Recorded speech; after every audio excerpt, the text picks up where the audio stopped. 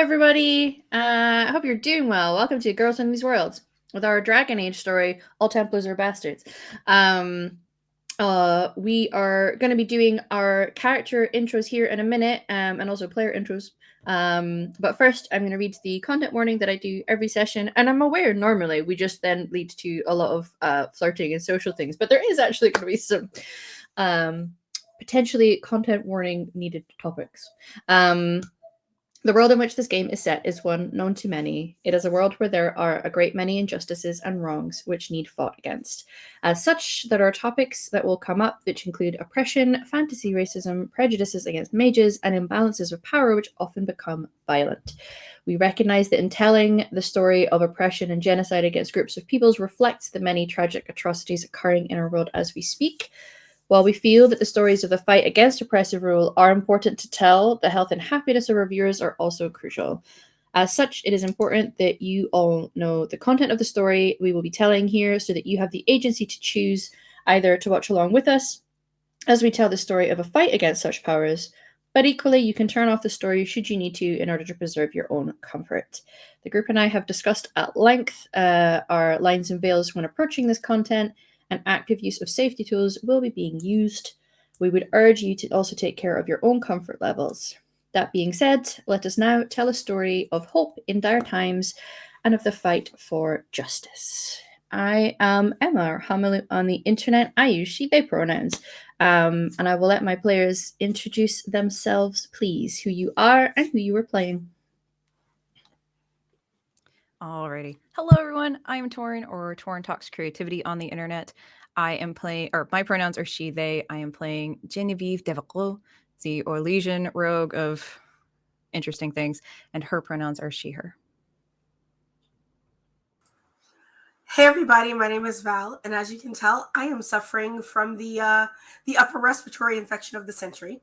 So please excuse my frogginess for today, but I use any and all pronouns, and I play Theowin, who uses she and her pronouns. Hey guys, my name is Alice. I use they, them pronouns, and today I will be playing Florineus, a Teventer necromancer who also uses they, them pronouns. Hi, I'm Mary. My pronouns are she, her. Today I am playing Aviana, our little blood mage, and her pronouns are she, her as well. Hello, my name is Ella. My pronouns are she, her. And today I will be playing Maddie Hines. She is a spirit healer. Mostly, hopefully, she won't have to do too much healing. Oh, healing? What? You won't need that. Don't worry about it. We'll die before we need healing. Yeah, everything's totally fine. Here lies the abyss, the well of all souls. From these emerald waters doth life begin anew. Come to me, child, and I shall embrace you. In my arms lies eternity. Last session, the group set sail on the waking sea with the crew of Gomordan's Might. Our rogue snooped around to vibe check the ship, discovered the sad elf mage who was doing magic in private, and is spotted by the large Canary first mate. Some tense words were exchanged, and Genevieve revealed that their group contained mages. Totally fine. Theowin tended to their seasick bestie, the young ex-Templar who is definitely having a not okay time right now. Aviana offers Theo some help, but there's some miscommunication that occurs. Flora offers their help to the ship's quartermaster, helping to balance some numbers, and the conversation does some emotional damage as they talk about people's perceptions of the monstrous. Matty approaches the captain and sets up a pop-up clinic for the crew of the ship, many of whom come to visit Matty, aside from the elven mage. The last was Bishop, a young Kunari, who had appeared to be the broody sort, but it came to light that he's mostly just anxious and shy. And Matty provided very patient and understanding care for his sleep struggles. Fleur and Genevieve speak, with a warning to Fleur to perhaps avoid the elven mage of the crew, and that a similar warning should be given to Harry, the fellow Teventer runaway. There is also a debate over who should break the news to Matty about the reveal of the mage status of the ship of the crew. Jen lost that battle. Craig and Theo bond over people who are being snooty and do some playful role play, and it seemed to cheer both of them up. Griffin and Aviana bond a little and give each other some advice. He has concerns for her well-being, and she has concern over his admission of feelings towards a certain Orlesian. They both definitely promise to speak to the objects of their affection. Definitely. Flora speaks with Harry, which is as light-hearted as usual. We finished with Matty walking up to Bishop as he spoke words from the chant of light looking out to sea, an unusual sight for a Canary. They reflect on the history of the chant of Andraste and how far things have evolved to the detriment of many. She reminds him of Andraste, full of fire and a passion to protect others. We join our crew just as everyone is heading off to sleep, as a certain Grey Warden wannabe approaches Genevieve before bed. Jen, you're heading off to your quarters. Where do you think you may have been just before bedtime? Genevieve would have been on the bow of the ship, seeing if there are any ravens or other birds carrying letters. Mostly There are hoping. not. Vain hope. Yeah. Yeah. Yeah. Not Yeah. an easy feat when at sea. Yeah. But no is the It's not answer. There is. impossible. It could happen. Yeah. And occasionally you will see a bird on the wing. It seems to be a dark one, but it is nighttime. It's hard to judge a little, and every time you see one that seems to be getting a little close to the ship, mostly it's just seeing if you are the type of ship that might have fish on the deck and you are not, and so they fly away. Yeah. So small depression. I think if anyone looked, this might be the saddest that Genevieve is, but just don't look that hard. It is perhaps with that crestfallen vibe that you were giving off. If you head down to where you're going to be staying, there's a clearing of the throat in the sort of corridor, we'll call it a corridor space just before the two rooms where the various hammocks and sleeping arrangements are from the other room. Good evening, Genevieve. Hello, Griffin. How are you? I'm doing okay. How are you? I'm okay. Just the usual, looking for any word. I take it you haven't heard anything then? You know I have not. But it's good to hope, right? Yeah. I know all about that. My oldest companion, what do you need?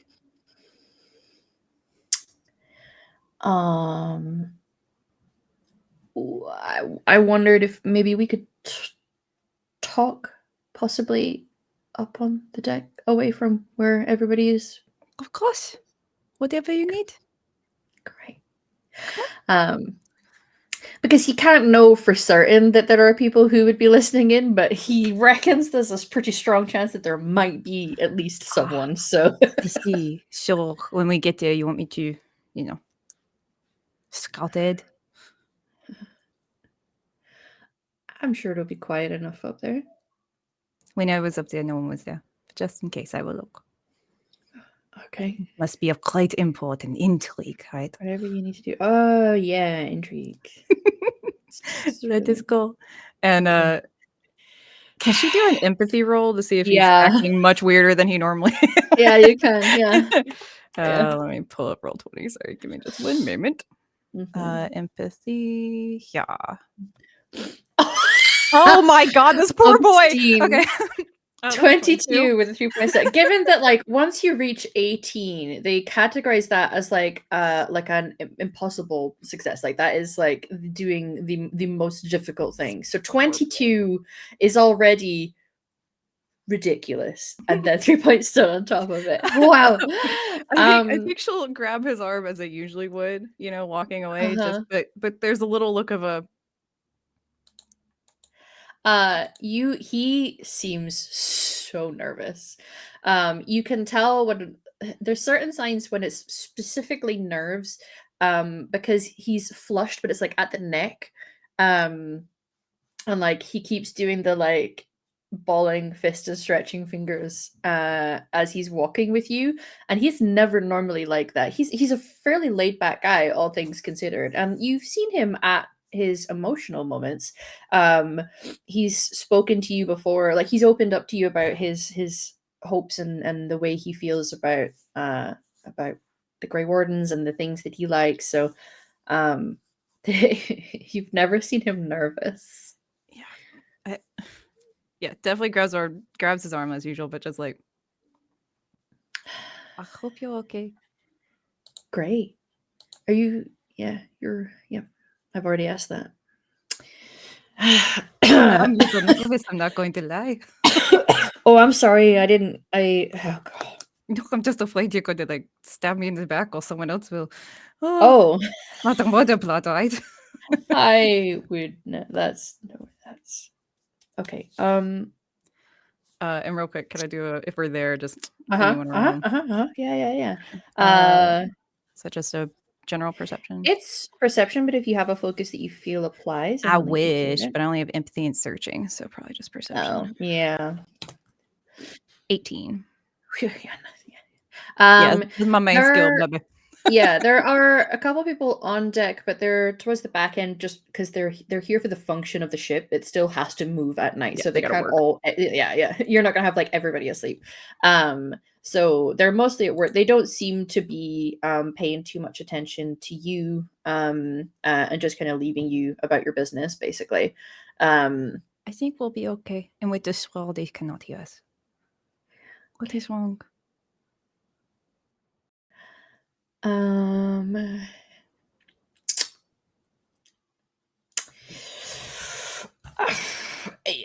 I don't. Nothing's wrong. Oh gosh, how do you even start this conversation? If you allow me, Ryan, it's going to be okay. You can tell me anything. And she'll just gently pat, but not try to scare him. Like, Yeah. it's going to be okay. What can you not tell me?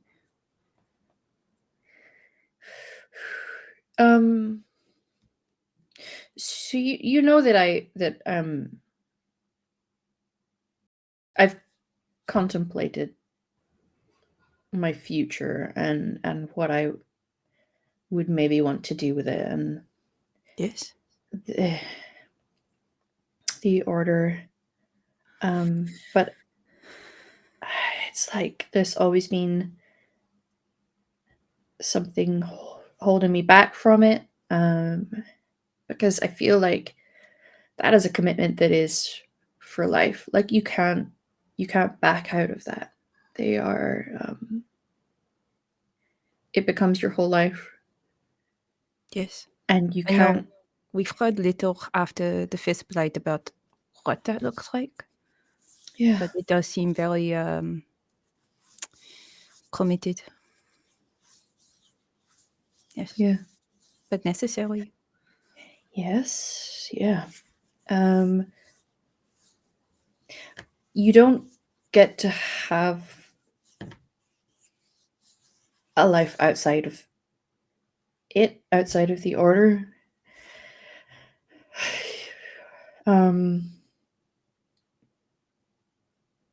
And there's certain things in my life right now that I don't want to lose.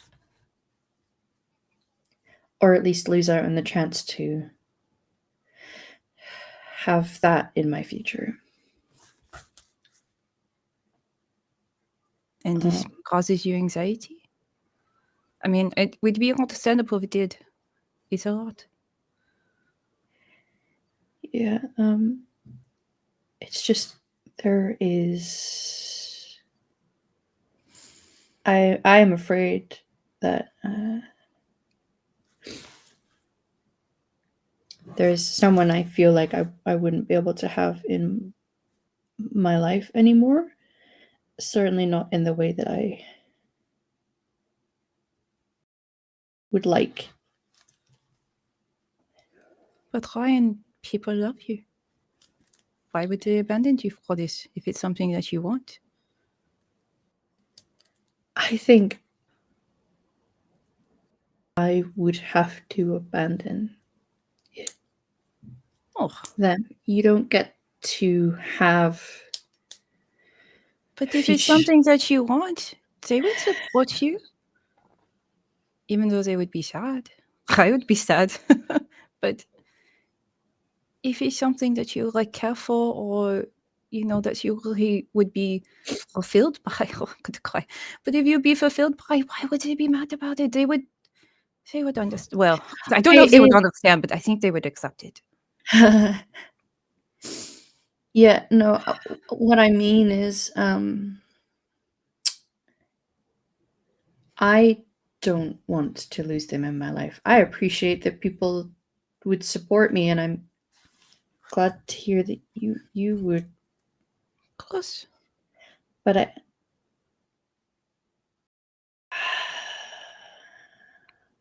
I don't want to lose you, Genevieve. Oh. What makes you think that you would?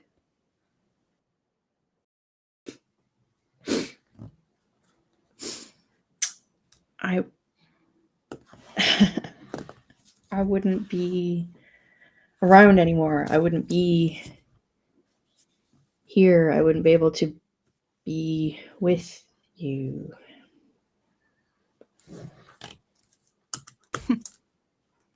Ryan, you are my oldest companion. I don't think that you could ever make a choice where I would not be there somehow. However,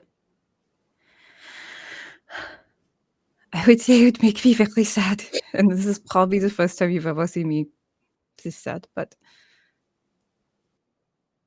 I can't make that choice for you.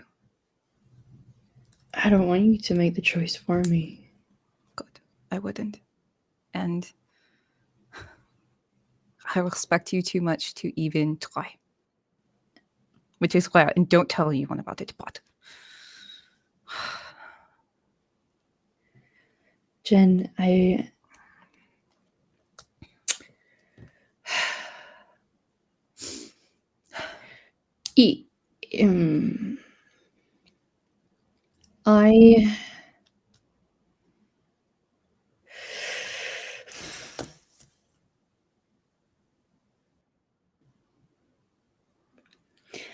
I know I would still have your care and your friendship, and I know that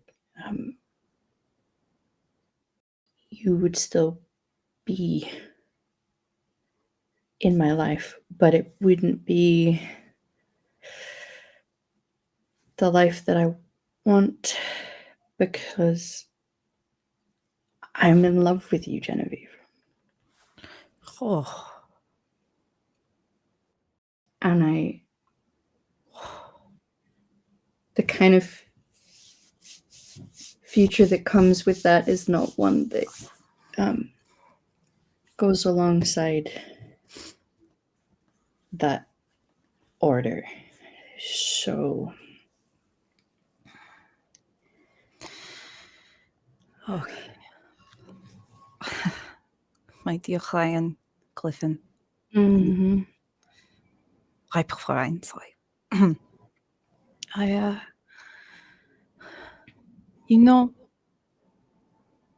Thank you. First, I don't want to bypass, obviously, a very heavy thing that you said. Mm-hmm. But I know, how do I say this?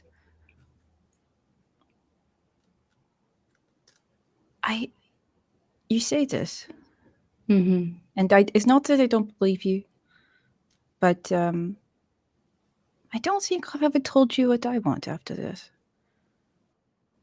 After the chains of revenge. And I only worry that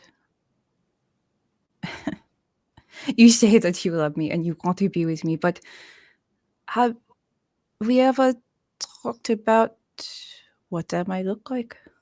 I can obviously say no because this is the first time I'm hearing of it, but Yeah, no, because I haven't been able to. I'm sorry if I made that difficult for you. It was not my intention. Oh, this genuine feeling is hurting me, but that's okay. Sorry. No, it's okay. As you know in Orlais, truth is death. Yeah. My friend, my companion, I want you to choose what is best for you. And I will not tell anyone this, and if you tell anyone, I'll know that you said it. But after the chains of revenge, if I am lucky to live that long, I want to get Emil and escape Weldon and let him live free. Let him live as a mage and, and not be persecuted every day. I want him to know what it feels like to not be scared at every single moment just because of who he was born. And I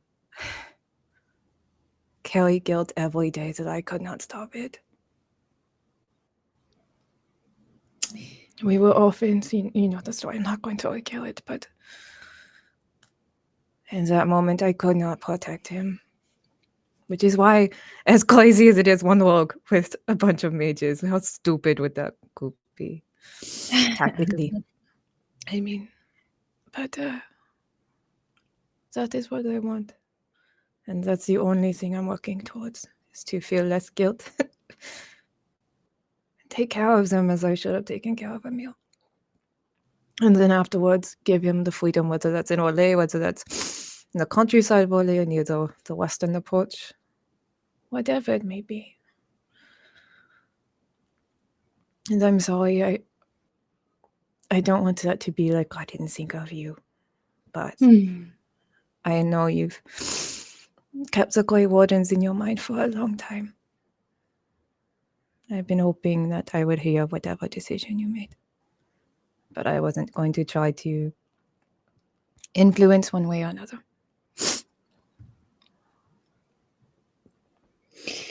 Yeah. I don't know if that helps you. It doesn't.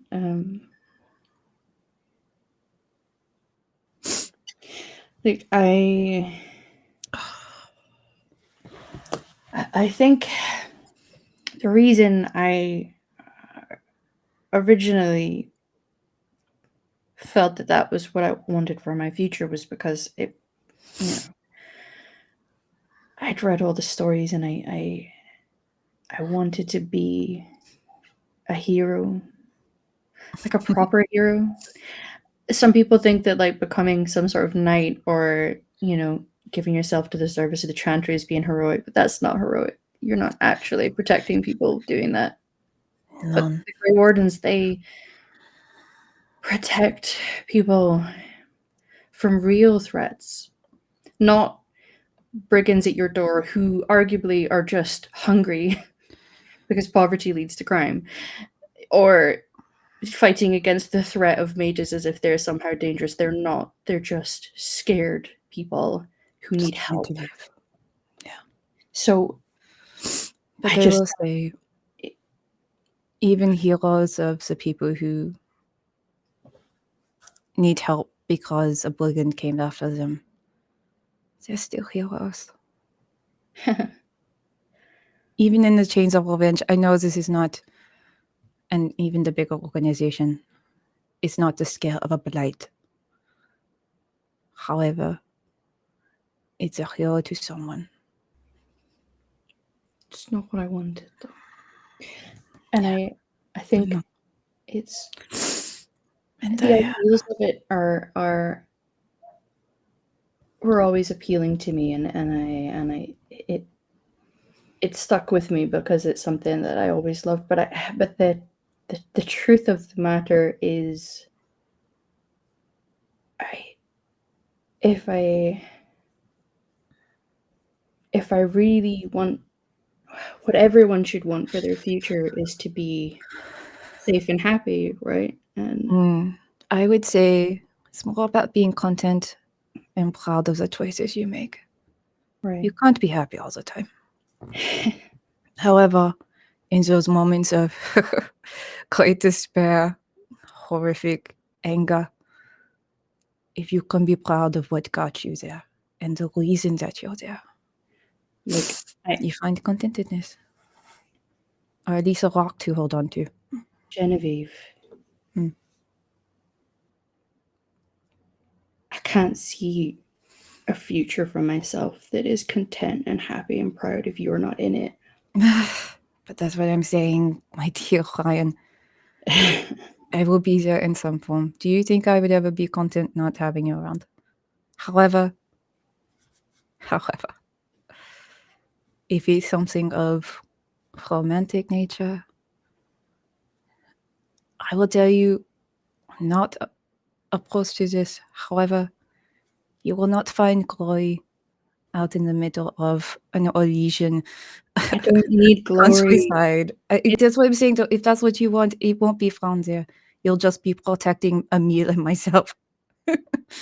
It's not a tale of legends. It's just a tale of peace. At least that's what I hope for. And I hope that Emil wants that too if he's still alive, but I'm going to try my best. Even against their will. So what I'm saying is that you can do that if you want. I do. If being in this group has taught me anything, every single little thing matters. Every gesture we do, every person we help, even if it's just one story, one person, all of it matters. And all of it is as legendary as big battles and heroes. It matters, and that's what I want. And you know, not for nothing, but I think you may need some help in keeping Emil safe and happy out there in the sticks. Honestly, and again, I will admit this to you, and I will never admit it to anyone else. Mm-hmm. I don't even know who he is anymore. He's been locked in that tower for so long. I haven't heard anything. But I hope he is open to it. Let me put it this way. I am going to offer him the same thing like I just offered you. But at any point, if you choose something else, I will not hold it against you. Don't get me wrong. I'm going to yell and make a show of it for funsies. But but my intentions will not be that way. For in peace, vigilance, right? Yeah. How about this? Just for my own peace of mind, I will ask one thing of you. Carry out this mission with a clear head. And think about it again at the end. Will you do this? Sure. If that is what you ask. Yes. And only because we're probably going to face danger in a bigger scale than the countryside. At least I hope. Otherwise, there's some big problems. But just see how you feel in the moment and see where your heart goes. It's been pointing in one particular direction for a few years now, so I don't think it's going to change. But you know, you're going to make me blush. Stop. Yeah, you know, I'm known for just liking things on a whim and changing my interests. It's not like I've focused on something for about 30 years. 3 years. Okay. Sorry. Apologies. However, you never know when your thoughts can change. But, like I said, I would not hold it against you. People come and go, as we know. Sure. Thank you for telling me. I could tell it was weighing on you, but I was not going to push you. I could tell something. I didn't know what it was. Not that clairvoyant. But thank you for telling me. Do you feel better? I do, actually, yeah. It's quite a relief. I will let you get some rest, but for the record, and he'll say as he's turning around to leave, there's certain things I won't mind you holding against me. He'll start walking away. Be careful what you wish for.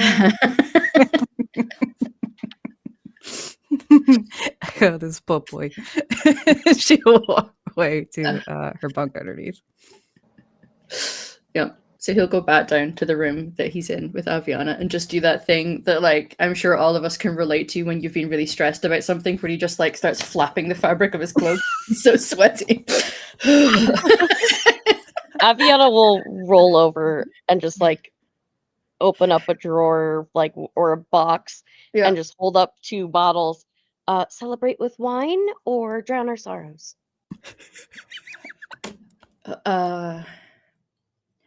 I celebrate with Both? wine. Okay. Yeah. Oh, good. I think. Okay. Yeah. Did not We're, expect yeah. that. No, she's going to get a wine opener and uncork and Mhm. Did you do okay. yours Oh, he was asleep, so I didn't want to wake him up. tomorrow then? Yeah.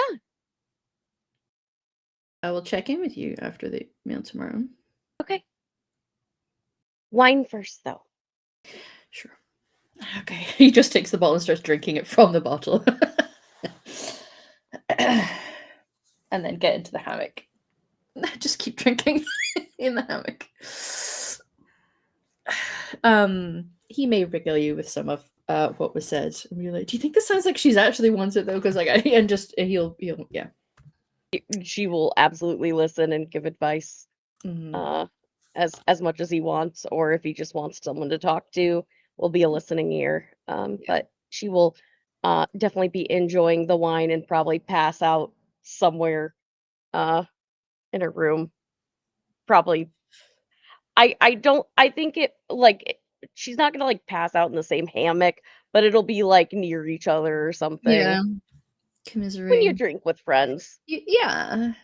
Yeah. Okay. And I'll be honest, but I think if anyone saw Oriana, or sorry, not Oriana. Who am I? Genevieve. Genevieve. Saw Genevieve. She actually goes to bed a little unsettled. She hasn't voiced a lot of that about a meal in a long time. Yeah. So there's probably a little tears there. Mhm. Can I ask a question, make a Yes. request, petition the GM? Yes. I've 2 things. First one is and I guess like table talk. I will say, Torin, if you don't want this to be like revealed to other characters, then like say, and I'll like just rescind it. What that's I'm fine. thinking out of character is it would make sense to me that Maddie and Hope kind of keep tabs on the group and their emotional state, like because that's like her. Yeah. Groups of mages. And I think if Hope noticed that Jen was like notably like unhappier or more unsettled than usual, Hope would probably tell Matty. Like Hope wouldn't know what you just talked about or what was going on, but Hope would be like, "Hey, something's up with Genevieve." No, I'm okay with that. You would definitely sense distress of a variant not seen before around y'all. I also think that the way that Hope sometimes will translate that is if they pick up that fluctuation in emotions, which is very much felt with the veil and with mages. Everything is tied to the emotion. Is that you'll just suddenly feel it's almost like a ping on a radar, almost. But rather through sound, you'll get a sudden spike of whatever that, not like the full emotion profile, but a little spike. So if somebody is really angry, you would feel a sudden flicker of anger or a flicker of sadness or grief or whatever. So you feel just a hint of what's going on. So as Genevieve comes in, you feel that sudden flare from Hope. It just lasts a second, but it lets you know. So then I guess the detail that I want to add after all things are resolved, and I'll step back. Is I was gonna say last time that I think Maddie probably checks in on Aviana because of the boat not being a great physical environment for her. But I think like Maddie, after having kind of like finished her rounds of seeing the crew for the day, kind of wanders past, overhears Aviana and Ryan, like Griffin, drinking, and just kind of assumes, like, knows that they are close friends, and kind of assumes that whatever this is not her business. So Yeah. she kind of like walks past the door, hears it, like kind of the light kind of comes through, and then just keeps walking. And she heads, like, with this little ping from Hope, she heads to Jen's like room. And she doesn't knock on the door or go inside. She just sits cross-legged in the corridor outside, leans against the wall, and relaxes enough to like activate her healing aura so that it just kind of spills into Jen's room. But she doesn't do anything else, and she'll just fall asleep in the corridor outside. Okay. Are people aware when that happens? Especially non-magic people? I think, like, I mean, it's up to you whether or not Jen has like fully registered what it is. I like the way I'm imagining it, and Hammerly, let me know if you want to add anything to this. But like the way I imagine it is just that, like, if you've got sore muscles, they're a little bit less sore. You relax a little bit, tension eases out of your body. You maybe have a slightly deeper sleep than usual. So you might notice that sometimes when Matty is relaxed, you feel physically relaxed.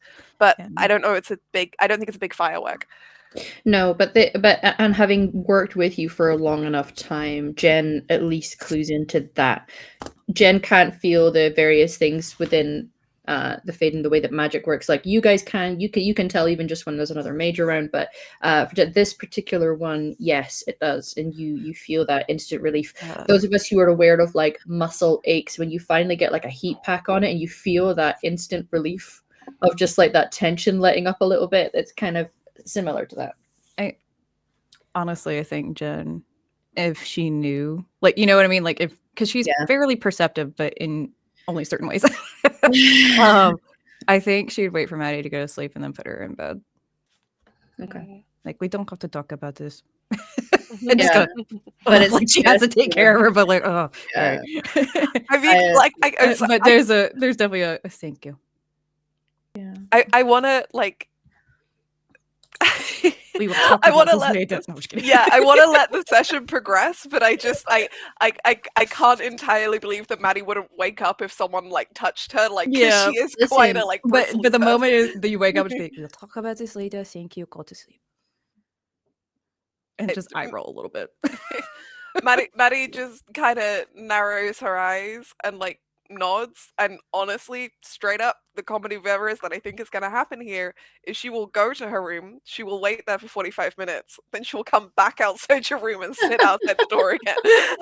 Jen, like, she'll notice. Like, and it's just going to be like that for the rest of the night. We're going to fight about this all night, aren't we? Yes. Fine. And we will fight about it all night. Eventually Jen will get bored and go to sleep. Yeah. Like, I tried, I'm not doing it anymore. Go to bed, Maddie. And I think if nothing else, and again, Torin, tell me like whether this is like contradict me. But what I imagine, and again, I think part of the intention here is that like Maddie hoped by pissing her off that she could distract Jen into being irritated more immediately with Maddie and caring about this situation than like reflecting on the deeper one. It works. But yeah, there's definitely we'll talk about this later. I love that.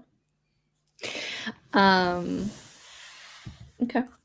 Eventually people will find rest of some kind.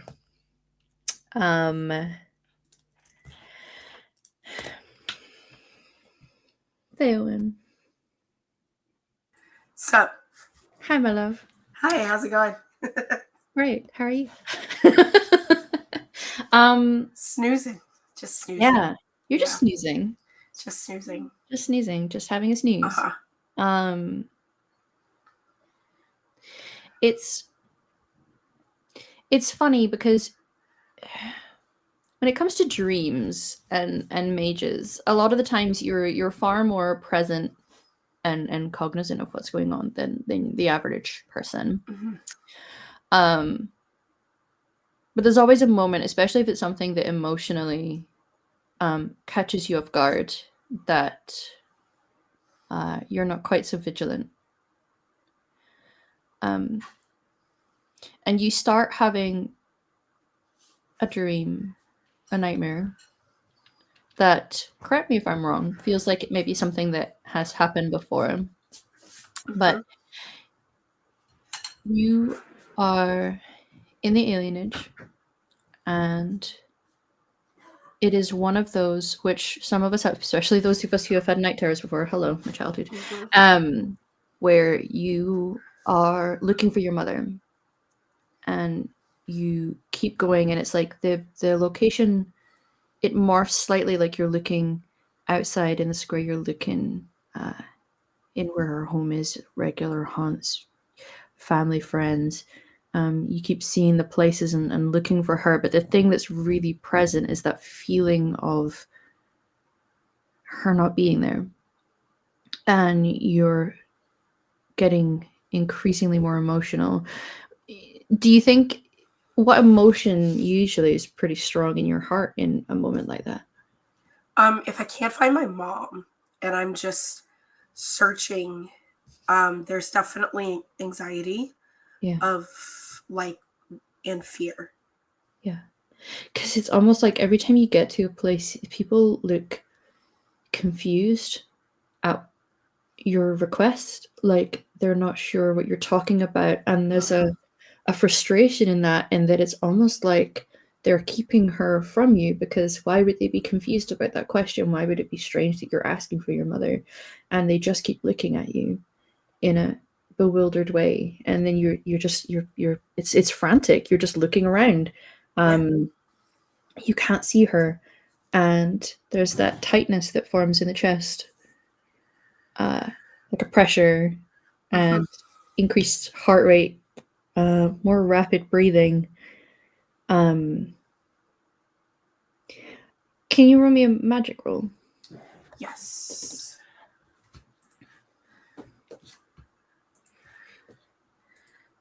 To find my character sheet. I'm very blind right now from all this. That's okay. Yeah, you take want your me time. to roll Just magic or spirit under magic? Because I do have focus in spirit.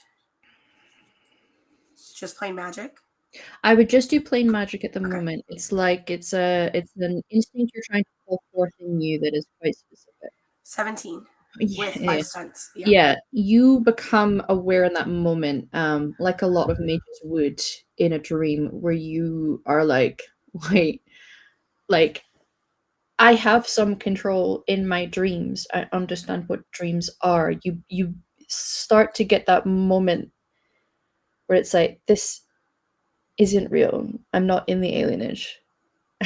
And you're able to resist and pull back, and you become aware that you are in a dream. And there's a panic in that for you specifically, in that you're like, oh, like a strong emotion managed to get me in my dreams. I don't like that. I don't feel comfortable with that. And it allows you to kind of pull back, and you are in the ship. You become aware you're in the ship because of the movement. And the sights and the smells, and it's dark, and you're in the hammock, and you there's a slight ache in your hand as you realize you've been holding a carved challah in your hand really tightly. A what? Carved my challah. Yeah. And you kind of realize that and can flex it away a little. But you're on the ship. You're no longer in the alienage running around looking for your mom. Yeah, she sort of like takes that challah.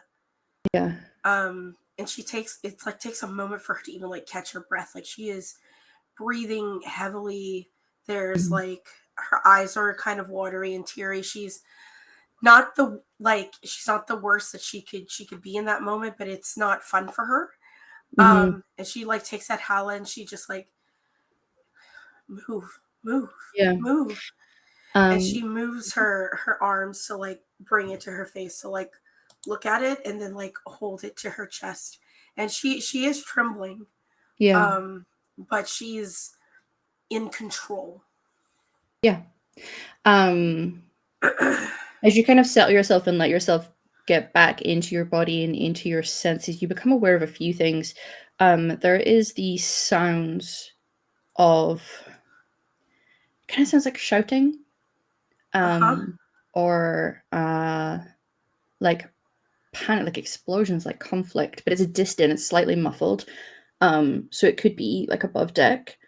And then you hear a sudden bang, and it's such a loud sound that it will trigger another spike of panic in you. Yeah. Of thumping on the door. And you realize that this door seems to be locked in some way, and then you hear a voice, and it's Craig. Okay. Are you in there? Can you let me in? I think it's locked. Can you let me in? I need to get this door open. You need to come up to the deck. Yeah. Yeah. And she like she's in her sleep shirt basically. Yeah. But she kind of like swings her legs over and puts her feet in her boots. You're going to, when you a, put your feet down, you realize you're putting your feet into water. oh shit. The bottom of this, there's about maybe like a 5 inches of water that you've just put your feet into, and it's cold. Oh no. Okay. And I go and I like try to shimmy the door open. Like, is it locked from the inside, the outside? It feels, it's maybe the thing is that you don't remember there being a latch, so there's just that moment of like, how do I get this open? And you can hear like frantic knocking from Craig. He's like, let me in. And you can see that there is now a latch where you can, if you lift that, it should allow the door to open. She unlatches it and flings it open. You open the door, and there's a little bit of a push. It's weird. It's like physics is almost strange because you're opening the door with this water on the floor, and it's just a sudden like strange feeling. And you can see Craig in front of you, and he reaches out a hand. Come on, we need to go to the deck. What's going on? I don't know. I think there's an attack happening, but it's not safe down here. There's water everywhere. We need to get out. I don't know if there's like safety boats or something for us to get on. Like, we can't stay on here. My bag. I grab my bag. My bow. Yeah. So you go and like rummage for your things. Yeah. I don't get dressed, but like I have soggy shoes and my bag. Yeah. Yeah. So you turn around and you're looking for your stuff. You can't see stuff there at the moment, and there's nobody else in here. And there were other people, because the way that the ship worked is that there was 2 sort of like counterpart rooms at the front of the ship, where there are solid beds along an inside wall and then hammocks lining the outside. So there's a few people to a room. And no one else is there. So maybe they're up fighting. Yeah, okay. I take his hand to let him lead me. Mm-hmm. What does it feel like?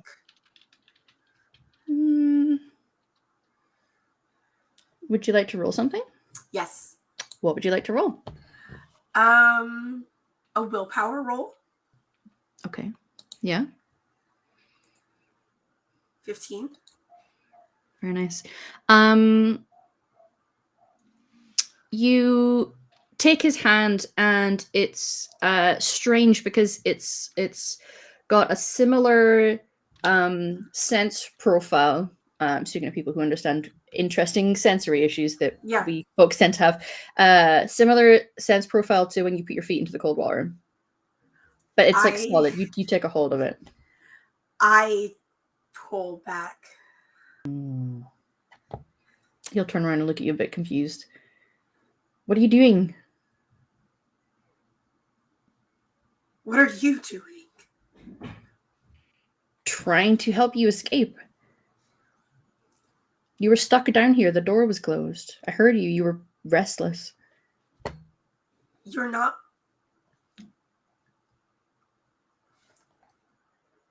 Yes. How are you okay? This isn't right. Something's wrong. Yeah, evidently there's water in the bottom of the boat, and there's fighting happening above it. Of course it's not right. Where is everyone else? Upstairs fighting.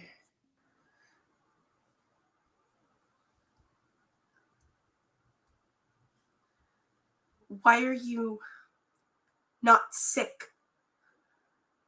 Sick? Where's the dog? I don't know. Is it in Why there? was Is it it at the hurt? bottom bunk? He goes into the room to start looking around. I just like start backing up. Mm-hmm. Pause that scene for a moment.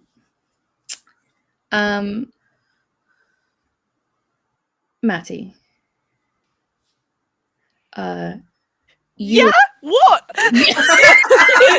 What?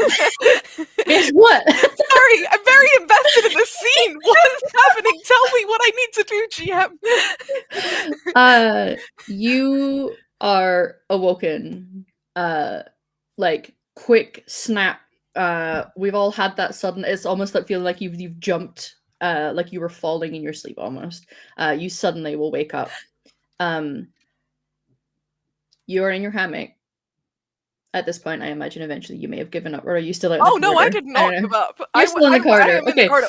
Jen gave up first. Yeah, and she has a blanket on her. Yeah. So you wake up, you've got a blanket on you. Okay, so you're all right. You did drift off at least. And you can feel Hope's presence in your mind. Something's wrong. Okay, where's the crisis? In the room. Something's wrong. It's got Theo. Something's... Theo? Alright, that's okay. And Maddie is going to, like, kind of raise her hand to Jen's door, pause, pull a face of, like, real, genuine frustration and just, like, almost grief, and then, like, bang on the wooden door and say, wake up, we need you! And then she's gonna, like, I don't know if she would go past Aviana's room on the way to Theo, but, like, she's also gonna bang on that door, and she's gonna, like, wake everyone up, and then rush to Theo's room. Okay. If you get there, you can see Theo is asleep and appears very restless. There's like sweat on the brow. Looks in distress. He's on the top bunk because Craig is at the bottom. Yeah. Craig is currently asleep. He was probably given something to help him sleep through the rocking boat. But you're welcome to wake him up as well. You become quite aware anyway. Those of you who have properly trained into your magics know when to spot when someone is starting to get harassed by something in their sleep. I mean, I kick Craig to wake him up. Don't even look at him. And then climb up the ladder to the top bunk and get some smelling salts out of my belt, and just kind of like thrust them under Theo's nose. Okay. Theo, I need a self-discipline roll for you. Things are starting to get pretty strange in there. You can go back into the room with him if you want when he goes in to look after the dog. It feels dark in there. The water is starting to rise. It's this cold, dark, churning, that sort of like deep teal color that seawater often is. Craig sounds a little harassed in there while he's trying to like slosh around and lift things up, and he seems distressed at the fact that he can't find the dog. Is self-discipline under willpower? Yes. Okay. 16. Okay. What is your spell power number? It will be on your sheet. If you look at your spells, usually there is a number there for putting in your spell power number. In magic? Because it's a number that usually, if you're trying to resist... 16. Excellent. So you just roll what you need. You have a moment where it starts to smell a bit weird. Beyond the sort of like that deep salty smell of the sea, and the wood around you, and there's a moment where like Craig will turn around and look back at you, and then just gives you this little grin as you wake up. You have a Matty above you with As smelling soon salts under your nose. As soon as I see Theo starting to wake up, I'm like, it was a dream. You were in the Fade. Something was What? bothering you. You're fine. You're What? safe. You're fine. You're safe. You're fine. You're safe. I'm gonna Craig grab is here. Eviana's the in real the Craig. coming and just- in. Yeah, I'm gonna grab the real Craig and be was like, yeah. infield division. He'll like Yeah. pop up above the bed and look at you. Are you okay? What? It's okay. You're in reality. You were having a bad dream. You were in the Fade. You were being tricked and misled. It's okay. Everything's okay. She sits up and like puts her like her hands to her face, Mm-hmm. like I'm gonna throw try- the dog on her. You still your hand still aches a little, like you had been gripping onto that Hala. And But for the it's- record, real it's quick, I'm nothing. gonna grab the dog and just throw it on her lap. Yeah. Like, Labsies, it's Cloud, very Cloud comfy is and on. cute. Yeah. Mm-hmm. Yeah. What name did we settle on for this guy? He's Cloud. Cloud. Oh no, I'm I don't know if asking, the rest I'm of you asking call- Theo oh, in I understand. I in understand. scene. Oh, Cloud. His name is Cloud Why'd you call him Cloud? because he's fluffy like one. Can you touch him? Can you show me?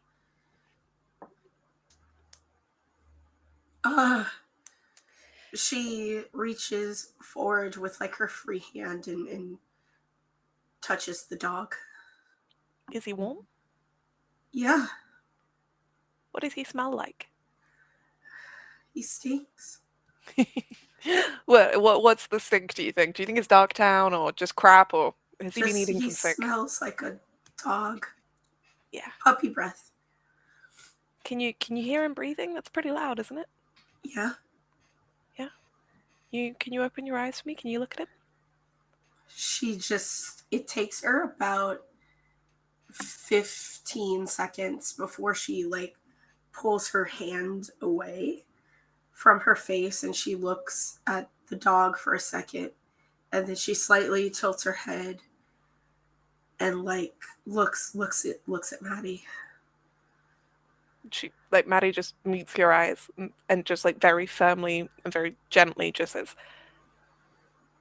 "You're not there anymore. You're safe."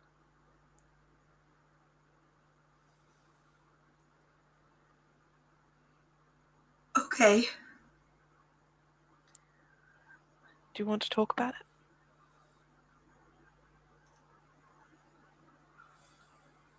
No. Okay. Would you like some water? Yes. Okay. I'm just going to reach behind me to the crowd of people and hope that someone gives Craig me is already there. Like, Yeah. he was born for this day. I take it from him, pass it to Thea. Yeah, she takes the water in both hands and drinks it. Eviana will kind of step forward and like she has like a little package thing and she's gonna hand it to Theowen and just say, I got some cookies. They're still good from when we were at port. Sometimes that helps me after things like this. And she'll just kind of give it to Theowen. She just kind of nods and thanks, but definitely does not feel like eating right now. So she just kind of keeps them out of the way of the dog and puts them in her lap. Thank you. Do you want to stay in this room or do you want to be in a different place? I don't know. That's okay. You don't need to decide right now. Okay. Also, like, pretty obviously, Maddie's definitely, like, healing aura is still up. It was up for Jen anyway, so, like, it's just not gone down, and it's as much as possible, like, I think Theo's just being, like, washed over with these, like, soothing waves of just, like, healing magic. Let's Actually- get some air. I could get some air. Okay. Before we move, let me go look, okay? Because I just want to see if the rest Yeah. of the ship is like, what did you do? You know, like I want to just take stock of, are we safe? Yeah.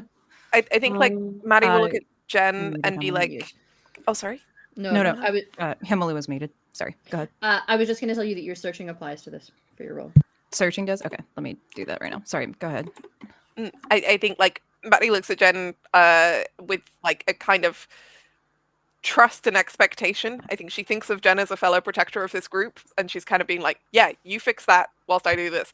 She'll be like, "That's okay. We're just going to take our time getting out of bed because I'm going to assume, Val, that Theo is pretty shaky in terms of getting down out of this top bunk. So we're going to be moving pretty slowly anyway." Yeah. Yes, I had a 17 to make sure that we don't have people being like, "You need to get off this boat." Yeah. If Jen's okay with it, I would accompany you if that's Sure. okay. Yeah, you Just can. in case there's firepower needed. 'cause- Absolutely. And Theo and Craig's gonna come up the other side of where Matty is to like help you down. He's like he's now on like high alert anxiety as well. There's like this moment of hesitation before she touches Craig, but when she does, she looks up at him and she goes, You're warm." Yeah. I'm a little sweaty too, I'm sorry. "No, that's good. I need you to be warm." Okay. And he's gonna like one hand, like the opposite side from you is gonna take your hand while the other hand is like scoot around the small of your back, just like holding you. Yeah. As he helps with the leading out and up. He's every single instinct in him that has always been about being around you and keeping you safe is on absolute high alert right now. It's for him. overriding the seasickness. Yeah, big time. You know how your brain can only like handle like one crisis at a time? So if you're having a panic attack, like the best thing to do is just cold water, hot stuff. Like just that's what's happened to Craig. Yeah. I want to say two things. One is Maddie does not like Craig. She is watching the two of them like a fucking hawk. She does not like Craig. She has very specific reasons for really not liking Craig specifically. She's gonna be glued to the two of you. But Flor, did Alice come with us when we woke everyone up to say there was a problem? Sorry, Alice, did Flor come with? Yeah. Flor has been kind of lurking in the doorway, kind of out of, not quite out of sight, but at least like out of attention. This is not their forte, but they are on like alert. Like they probably look a lot more sharper and more serious than they probably do. There is, I think, for all of you, outside of being there and being supportive of Theo, there is an instinct and an uncertainty in any mage when you realize that one of them was that close to you. There's a presence to it that I think all of you are just on that slightly more vigilant mindset in those moments. So even when not actively involved in anything that's going on right now, even for Flor just standing back, there's just this slight just an uneasy feeling. So Maddie's gonna look at Flor as we like come to the door where they've like kind of stayed back, and she's gonna kind of gesture with her thumb back at the room behind her and like lean to Flor. And like I think like Maddie very rarely gets into Flor's personal space because again she's a little standoffish with Flor. She's such a social butterfly, this woman. But she's gonna lean into Flor's personal space and say, I trust that you are familiar with dealing with pests of the Vale. It might be prudent to check this room. Just make sure it's clean and clear, if you wouldn't mind, so that we know it's safe when she comes back down. There's a moment where Flor just kind of like stares at her, and instead of responding, just kind of pushes past. And like Flor is still dressed for sleep, but they brought out like their staff and everything, and Ready to go. Love it. I think that's the thing. It's like the whole circle mage talking to a Tevinter mage thing where like I can just always assume that Floor knows more about magic than I do because they've been able to like actually learn it properly. And this is a situation where like Maddie's just kind of like, you know what? They're the expert. They know what the fuck they're doing. So, and also she doesn't want to leave Craig and Theo alone whilst Theo is this vulnerable. So she's gonna just kind of nod and follow them and make sure that they don't go up on deck until Jen and Aviana come back down to tell us it's clear. Okay. Genevieve, your role, when you went out into the sort of throughway space that kind of leads to various rooms down here below deck and over to where the stairs are to head up, you don't notice anybody else having stirred, but the room that you had observed before, the door is open just a smidge, and you can see a very pale figure standing the other side looking out, with concern on their face is what you first notice.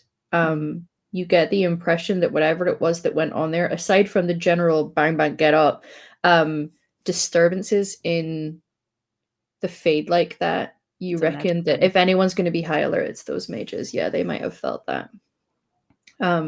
So there's like that look, and then a sudden like panic, and at first they're like not quite sure what to do as they realize that you see them, and it's one of those frozen like not It's sure a what to, freeze. Yep. yeah. And then as soon as the others come out of that room and they see everybody, they're just gonna like panic and slam that door shut. I think I'll just get to the door and just, I'm not trying to scare you. I just want you to know that one of our friends is sick. I apologize for interrupting your sleep. The door is closed now, but you're aware that they're there. You can roll me a persuasion roll if you like, or just communication if you don't have a persuasion. I do have I feel like you persuasion. do. Yeah. I yeah. do. Of course you do. I can't stealth, but I can persuade. All right. Yeah. 21. Oh, With a 6, is that a 6 dot? there's no, you did not start because you No, need no, you yeah. need you need 2 of the dice to be the same. But what? 21.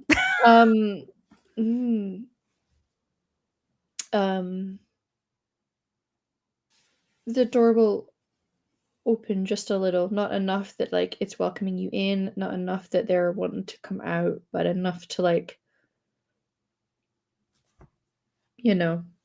open that line of communication, and you hear a very quiet voice. They're not sick. No, you're correct. However, I'm just trying to protect my friend. Like, I imagine that you'll protect you. And I'm going to, like, the most pleasant smile that she can do. Their eyes are like out looking and like trailing the rest of you. You're going to have to pass this room to go up the stairs. So the 2 of you that are moving this direction, you can see this interaction happening. And Aviana, you're just behind. And I kind of want to put a hand up to get them to pause. Just, okay. Essentially, I'm trying to make sure that this person is not going to raise alarms. Yeah. And put us in a bad spot. Like, yeah. I don't think so, but just in case.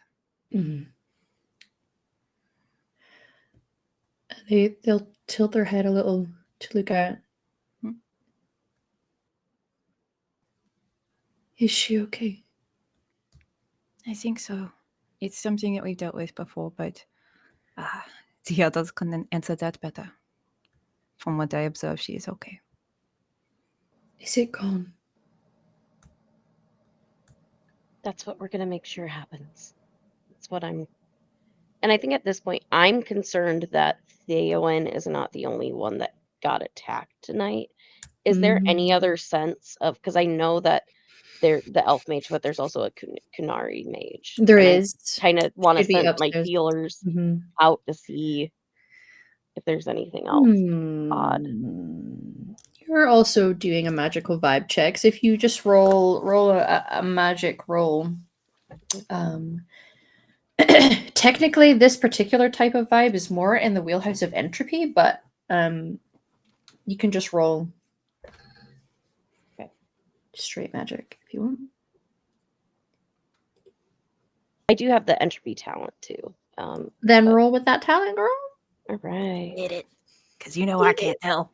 I I think she'd Okay, be like, I don't know how to roll with a talent. so you click the word, the talent word, and it will roll with the talent. Oh, nice. Yeah. Oh wait, is that the focus or the talent? The focus. Oh, sorry, my bad. It's if you have a focus, you would be clicking Gotcha. on the focus. Okay. When you're doing So skill then rolls, it's focuses. magic. Yeah. Okay. Mhm. Okay.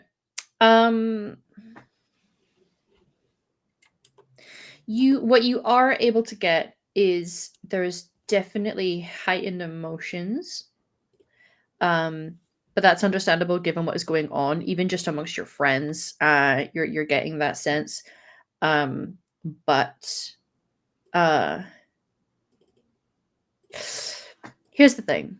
And with a 12, I would allow you to roll a perception empathy to layer on any extra information I could give you here. But what I will say you're able to pick up is there's a similar, let's call it taste in the air to this elf, to what was overwhelmingly present in the room with Theo. Emotionally. Can I help with a perception of how the elf is feeling?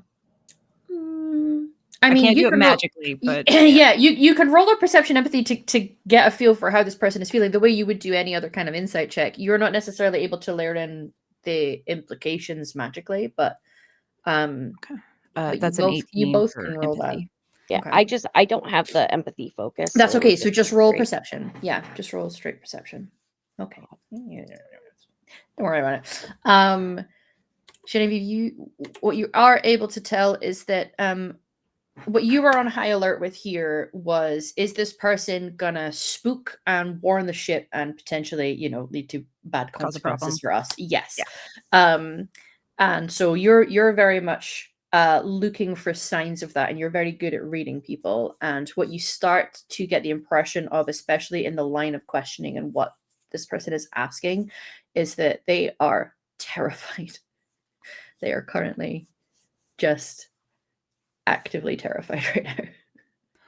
And the question of, is she okay? And it's not that she's sick, and like those were genuine.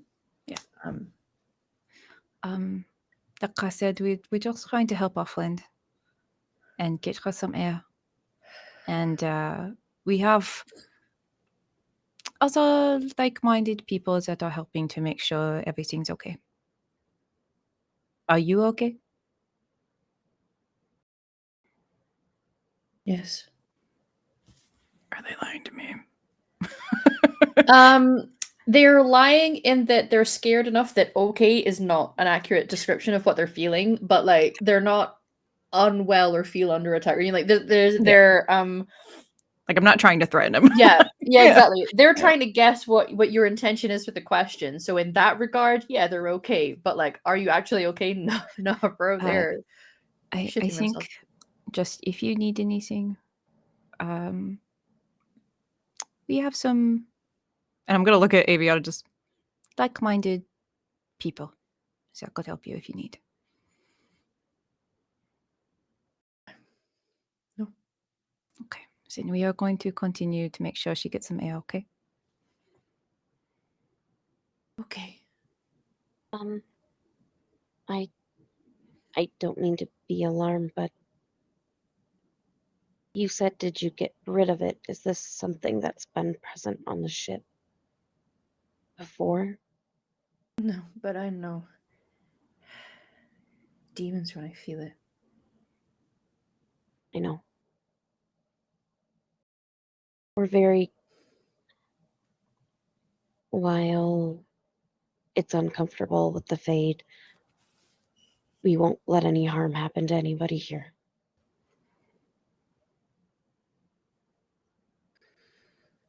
Okay.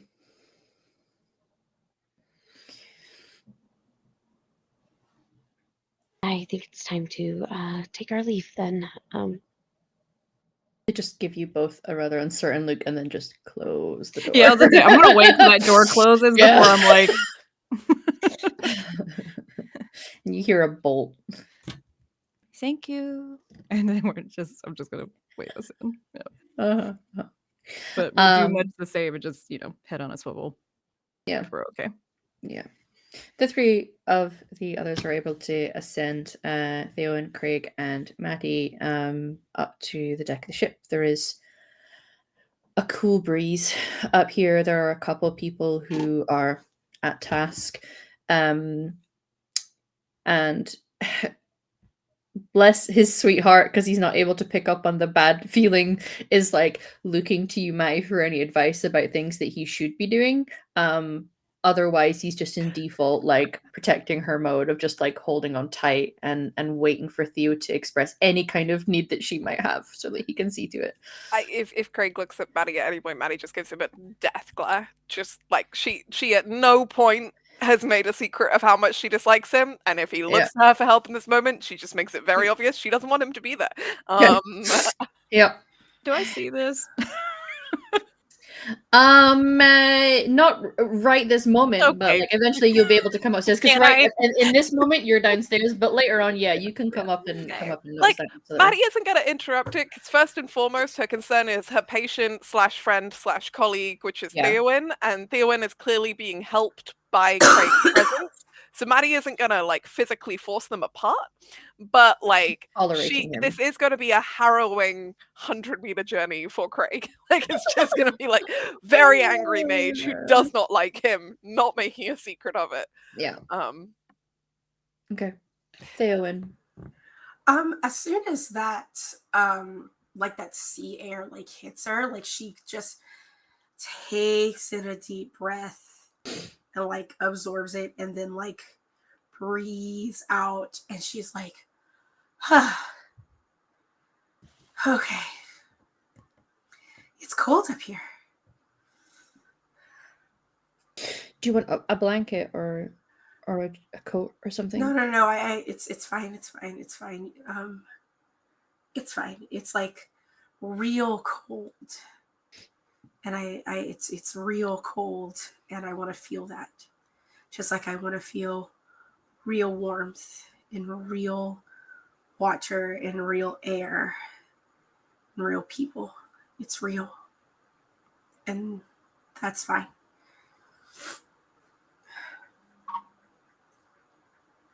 Mm-hmm.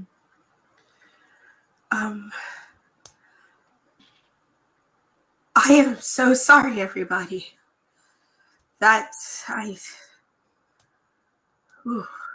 You have nothing to apologize for. There is absolutely nothing you have to apologize for. This has happened to every mage in history, and a fair number of non-mages besides. You are a mortal person. You are not expected to be perfect or infallible. God knows we let the illusion get away with enough. And that's not even to talk about the Devinter. In comparison, I think you're doing pretty well.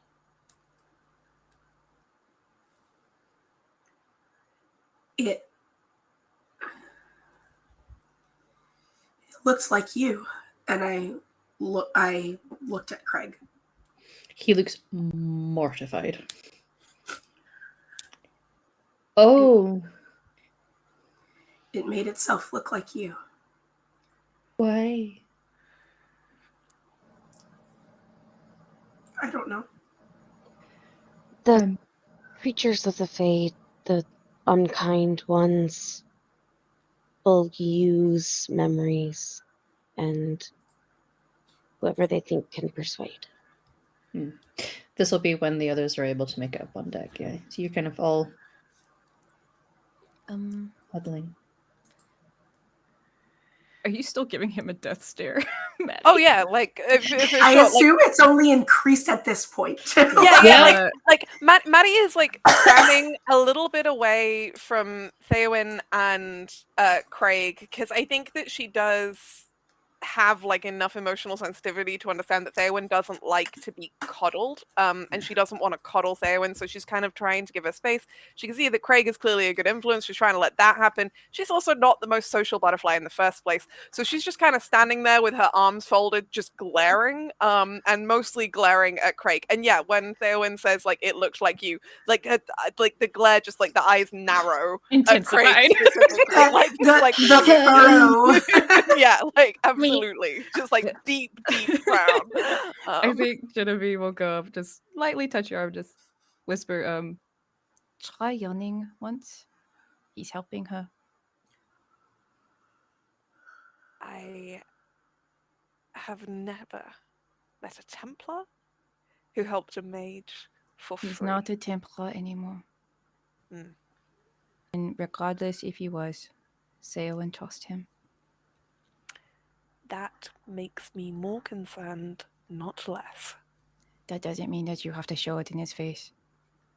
I think one person showing him that he's not to be trusted might be good for his character building.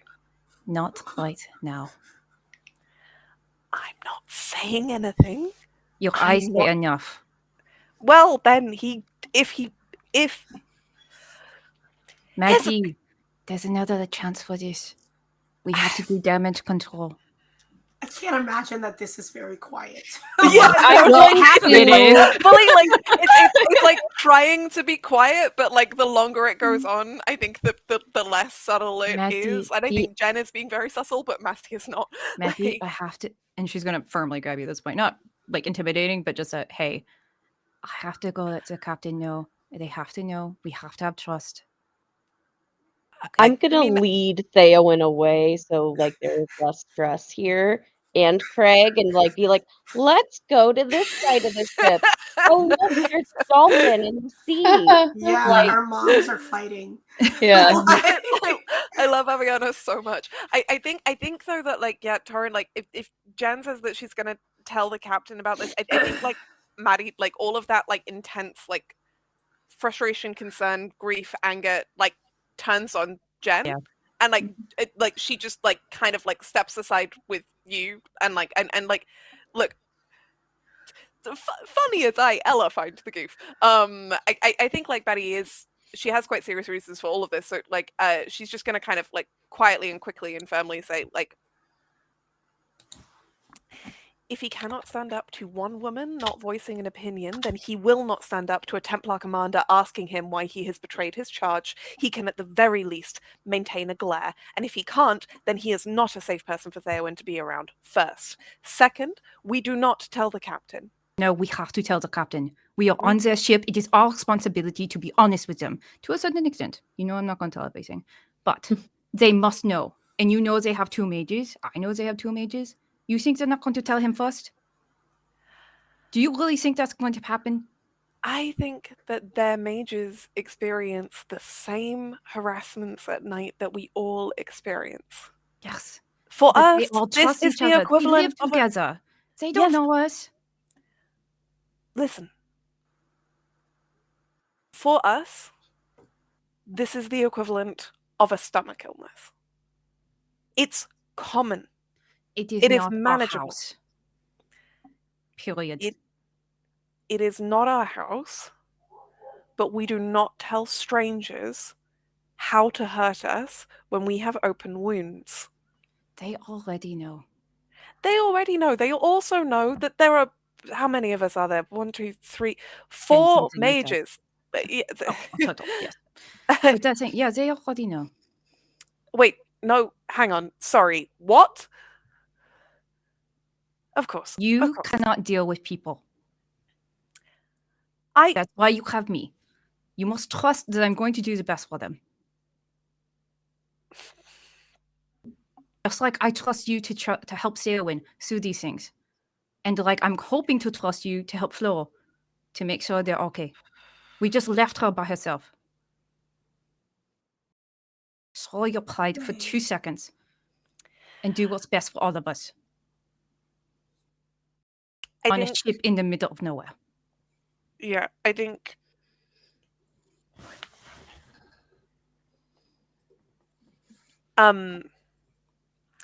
table talk, content warning. Yeah, I of think course. probably Maddie is going to reference like some quite serious, heavy stuff in the circle. This isn't going to be described graphically for people watching, but she is going to allude to it. If anyone at the table wants to flag, please do. And folks in the chat, like, take care of yourselves. Yes. Got it. Obviously, respecting safety tools. Manny's going to say, Genevieve, I do trust you.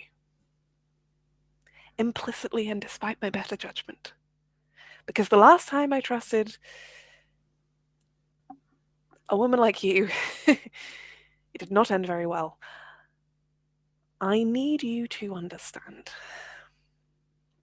that the leading cause of death in the circle, in any circle, across the entire continent of Thedas, is suicide. It's suicide because we are not only told that we are filthy and cursed and responsible for all evil, but also we are told that we will lose, and that every nightmare, every small moment of anxiety, every grief, every trauma, every fury is somehow a dangerous failure. Can you imagine that every moment you ever felt anything, every time you felt scared, you were told that that was proof that you were evil? If this boat has mages on board, which we all know, then they also know that this is the kind of problem we can easily handle, and that was not a problem. This was the equivalent of sleeping in a camp at night and seeing a bear in the woods, and the bear not coming to the camp. Certainly concerning in general, but fundamentally, if we are camping in woods where bears are, we know there are bears there. If they have mages on their ship, they already know that this is a problem. And singling Theowen out to be focused on, to be questioned, is not necessarily in her you best really interest think or in the best interest of the crew. that I would do that? They know that we have flaw. They don't know who did it. Well, that one mage does. But here's my point. Number one, let me tell you, I do understand, not in the same way. But we all have histories with mages, my dear. Regardless if I've shared it or not. I promise. I understand your plight, and I would never try to diminish it. Or make it worse than it is. But let me tell you, there's two things I've learned about these things. At least from an outside perspective of not being a mage. Number one is you have to be able to trust yourselves despite what everyone has told you. That includes Theowen whenever she gets there. And I know you and Flor and Aviana are the best people to do that. I can't help her with this. I just will be there to watch your backs. The best ways that I can. Number two is that you have to build trust somewhere. Outside of yourself. And that includes the ship that so graciously took us. Don't get me wrong, they got paid. But so far, they have all been wonderful to us. And we still have some time to go. So I think it's in our best interest to give them a moment to try to trust. Excuse and me. not betray us. Yes. Can I have a vote in this since you're talking about me? Not specifically, but yes, what is it? Yeah, I would say that this was a broader discussion about the fact that I don't trust these fucks. But yeah, please. Yes. So, and what is it, my dear? I think we should tell them. I'm okay with it. Oh, but I think we shouldn't say who it was. I agree. Very much so. And if they press, I can take the heat. No. No, my dear. Absolutely However, not. I can handle it. Of I course believe you that can. you can handle it, but we are not going to put you into that position. It's not going to happen. Over my Trust dead body, and trust me, I'm quite hard to kill. I know. No, I'm kidding. But Trust me, please, all of you. I can do this. And if you're feeling better, which I hope you are, my dear, please go check on Flo. Make sure if she needs help that she has it. They are... Sorry, Zay, I apologize. You're correct. No, it's they... I think perhaps Aviana and I could check on Flo, and we'll let you know. Theowen...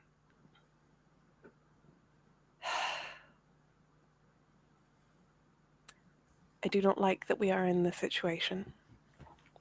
I'm sorry. But I respect... No. Don't apologize. No, that's not what I mean. I don't like being in a boat with strangers.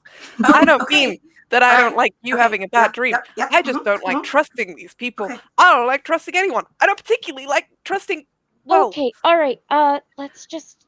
I think we all the have our duties that we points. need to do. It's cookies. Yeah, like I think Maddie like having like seen the reaction from Theowen just like calms down and looks kind of like a little bit small and a little bit embarrassed and is just like,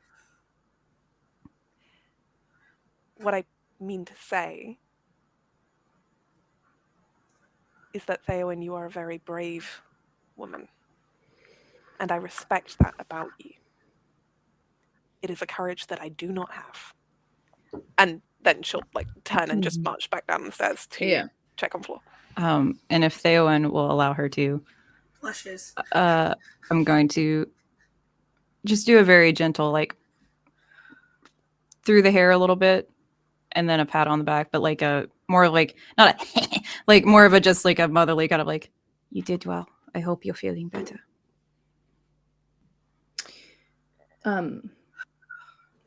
To wrap a few things up, two of you head downstairs.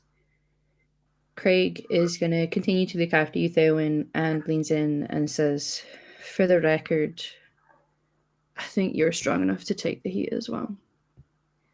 You're stronger than you know. And then he'll just keep a hold of you while you are up there. Down in the room floor,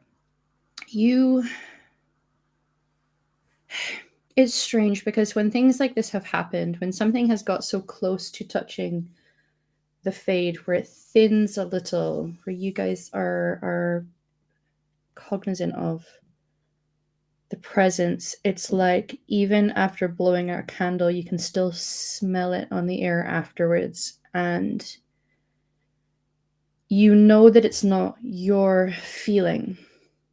It's not your emotion. But in this room, you feel it. Just that lingering, sickly, sweet feeling of fear. There was fear in this room. But it's fading. And you especially, with the training that you've had, you know when to feel that feeling that's present and compartmentalize that and block it off because it's not your feeling, that was not your emotion, to put a wall between it. But you can't deny the way it will always make you feel. With that, everybody, we are going to go to our break. An emotional first half. I'm sure everything will be healing and calm in the second half. We're going to take 10 minutes to decompress a little and hydrate, and hello raiders, and stretch our leggies if we need it. And we will be back with you in 10 minutes. So please join us when we are there. We will see you in 10, everyone.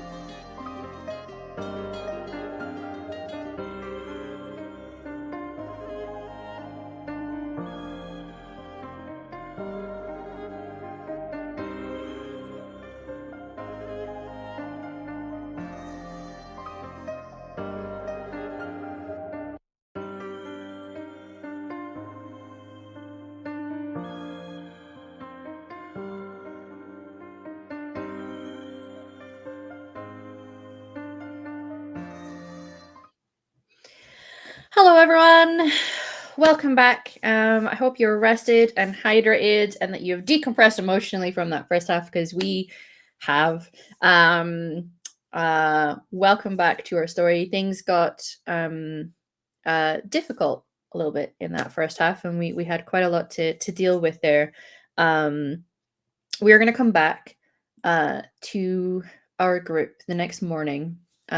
We were not terribly far away from morning when this happened. So you're a little groggy when it is clear that it is time to go and get some breakfast. It seems that the crew of the ship are used to being up pretty early, and they've got jobs that they have to see to. So for the most part, they seem to already be fed, and a few of them will give you guys understanding looks of either they're aware that like some shit was going on, they don't know what has happened yet, but there's like that look of fair enough, you were dealing with some things, or they didn't know what was going on and they just assume you're hungover, because I imagine it looks pretty similar. the symptomatic tiredness and weariness and looking like you need hydrated. But you were given the space and a table. This is below deck, where you can go to the mess, and there's a few things for you to go and help yourself. It's interesting because it's almost like a breakfast buffet one might see in a in a hotel, and that there's a table where they prepared some things and then they just leave it out for you to help yourself to whatever you want. It is ship appropriate things, so things that travel well, but you are in that first day or so there is at least some fresh ingredients that have made their way onto the plates. So there's a sort of protein rich like breakfast hash thing in a big pot, and then there's some fruits and veggies that are out if you need it. There's a big sort of carafe thing, not made of glass, sturdier than that because you're on a ship, with some water and with some kind of tea, it seems. So you're able to break your fast together as a group after the night before. Your various NPCs are like lingering and they're getting their own breakfast, but we can assume that they are not there and present in your scene and conversation unless you want them to be and you call on them. So otherwise, it is you guys at a table. I imagine Theowin has like beeline to the potatoes. Mm-hmm. Because it is like, She's so real for that. Yeah. I need potatoes right now. Yeah. I think Eviana's last to the table, as she's very much hungover, and also getting woken up that fast and being a klutz is not great on the body.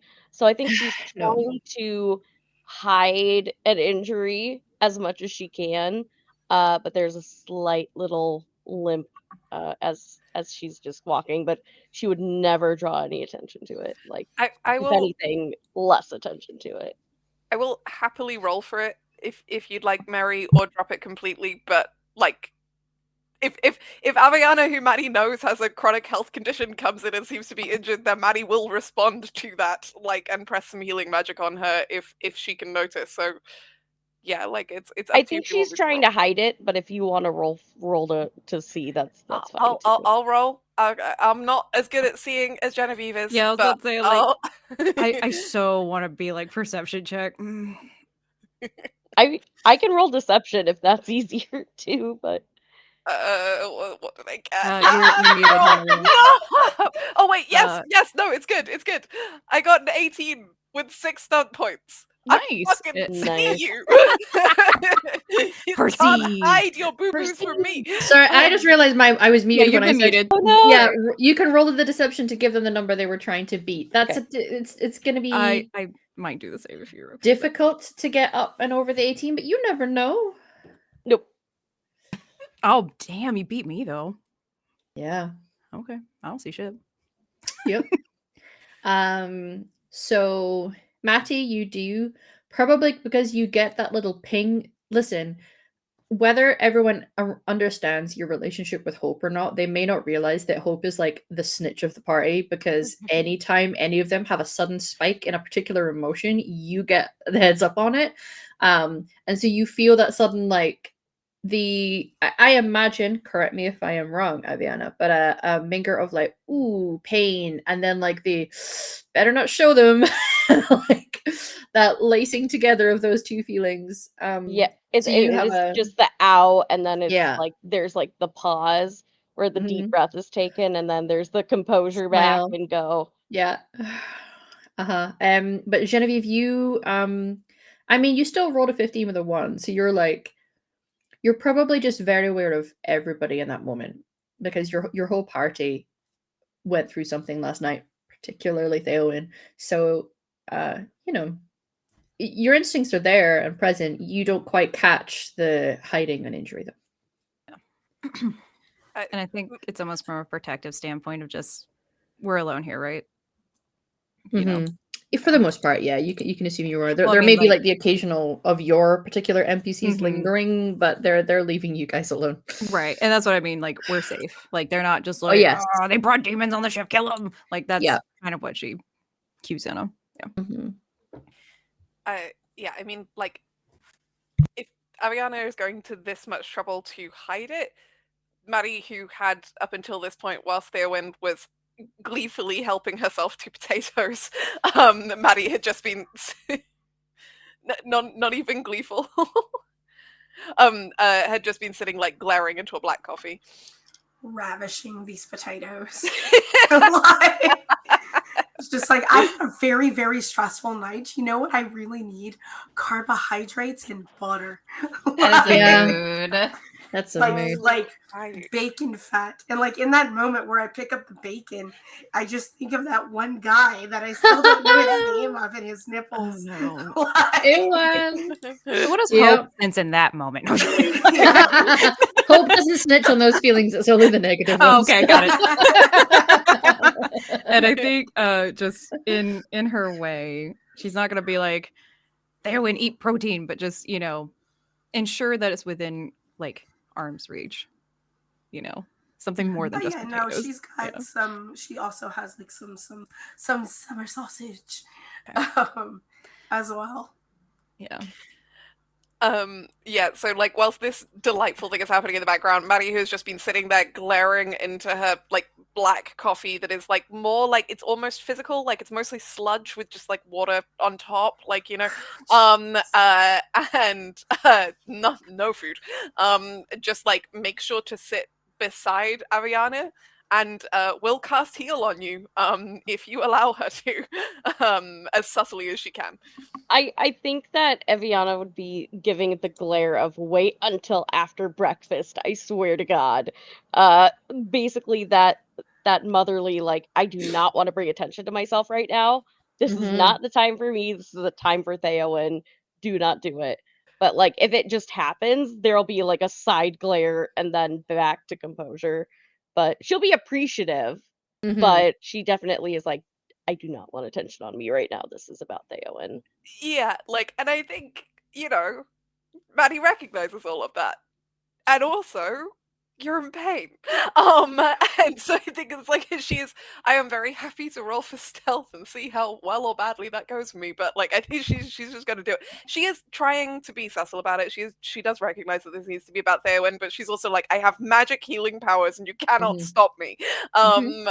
And so she's just kind of like because consent is important in whether or not people want to be healed, but in this case, it's like Maddie's like, I know the council's made a decision, but it's a dumb decision, so I'm throwing it out. Like Aviana is a friend, and I don't imagine this is the first time we've encountered this. So Yeah. Oh yeah, this would always happen. Yeah. Almost every time.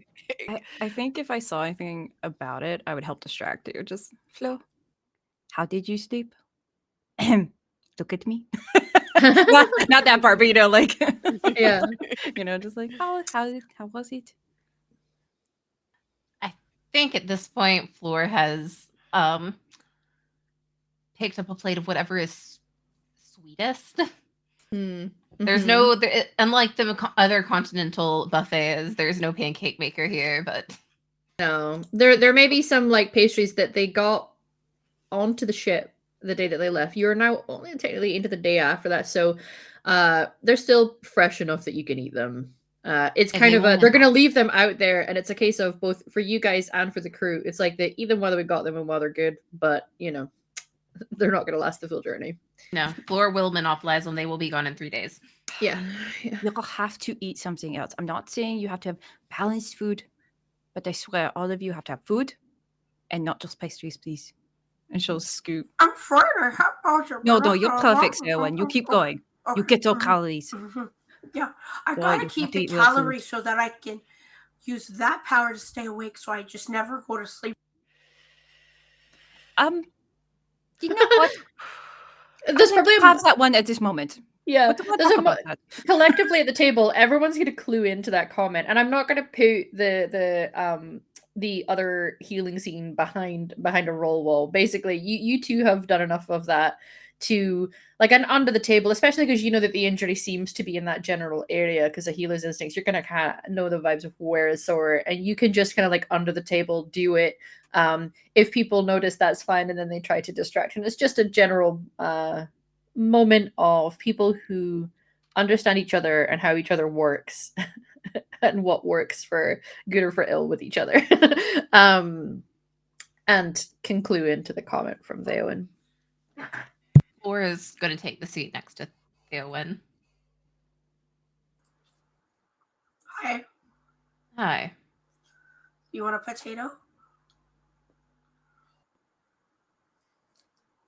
You eat your potatoes, Theo. Okay. You're going to have to sleep at some point. You know that. Right, but like at least I can not on the boat. Theo, Yes. that was nothing to be ashamed of. And I'm not ashamed. you are not weak either.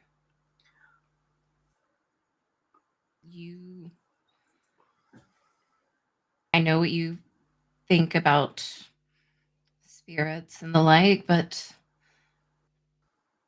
that was stronger than some people ever will be.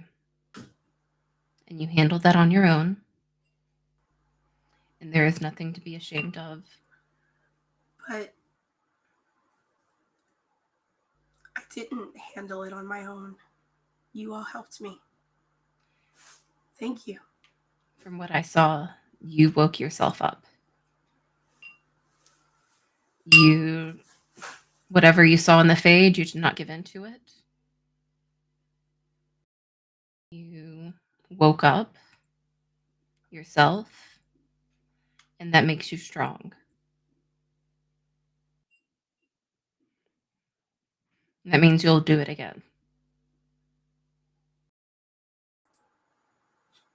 I really hope I don't have to.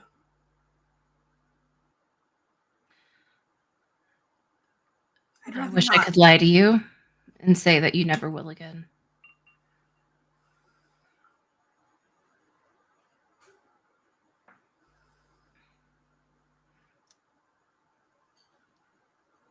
How did they help you manage it in the Alien Edge?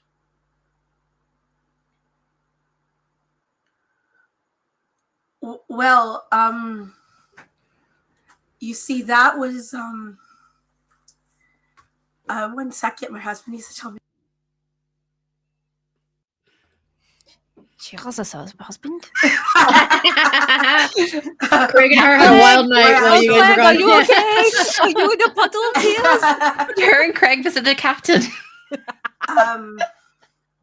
There's a pause, and she goes, I don't think you understand that it really didn't happen. That was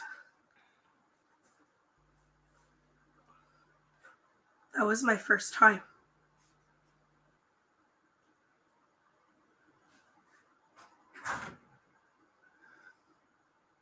You handled it very well, Theo. Oh, good. Wonderful. Great. And I understand that you don't get training on this kind of thing. How to really handle it, but Find a question that only you can answer. That helps you determine if it's real or not.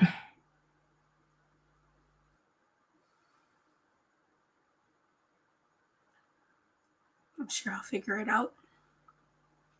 You will.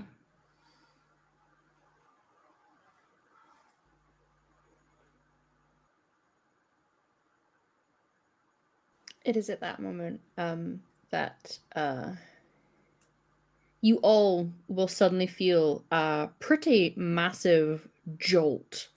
Oh, A physical one. The benches that you're on completely slide away from where the desk is. Some of you slide into the table, some of you slide away from the table. Stuff that's on the table goes off the table, and there is a I sudden grabbed my jolt for potato. everything. There's just,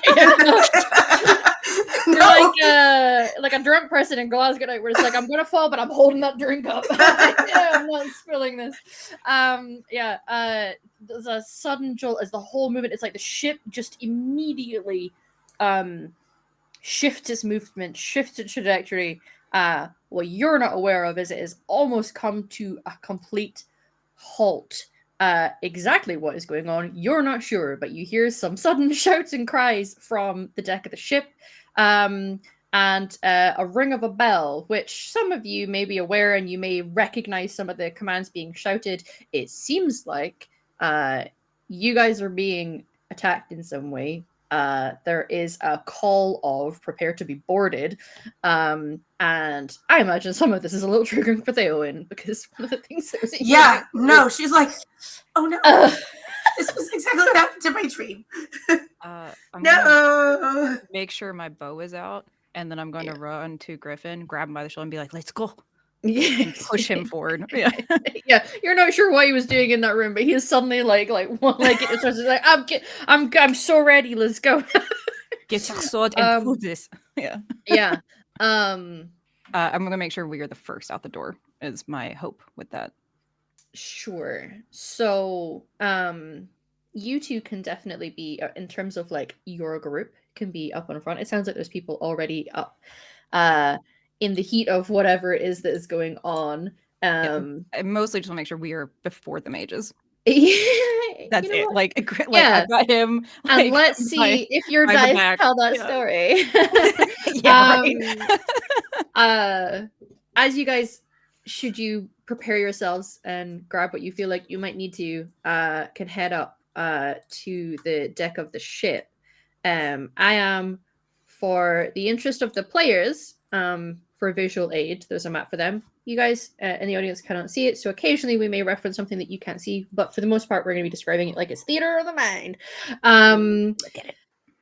You guys can head up. What I'm going to say is we will do a round of initiative when I find the little time.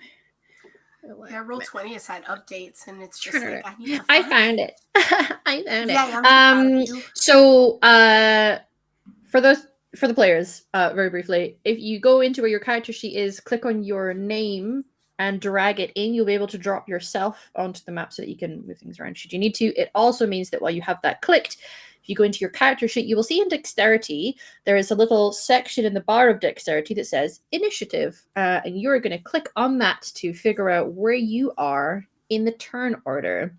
Thematically, because it is my rogues up first, can I get a cultural lore, I guess? Can I do military lore? It's not really military. Okay, sorry. Go ahead. I do have heraldry. I'll allow it. Okay. I'll allow it. It's not nobility heraldry, but you may recognize the symbols of just general symbols. 17. Nice.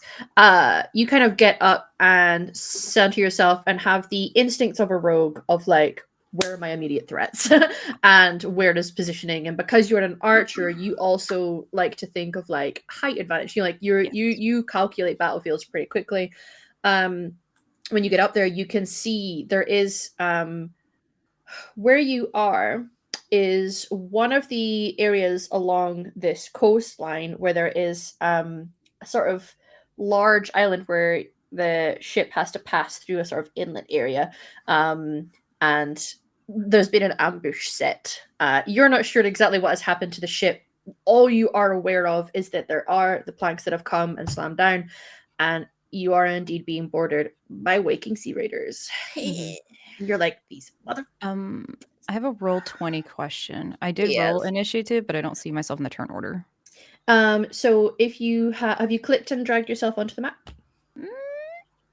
I tried. Maybe If I'm not you- on the map. That's okay. I can't see you there. That's so not helpful. if you, yeah.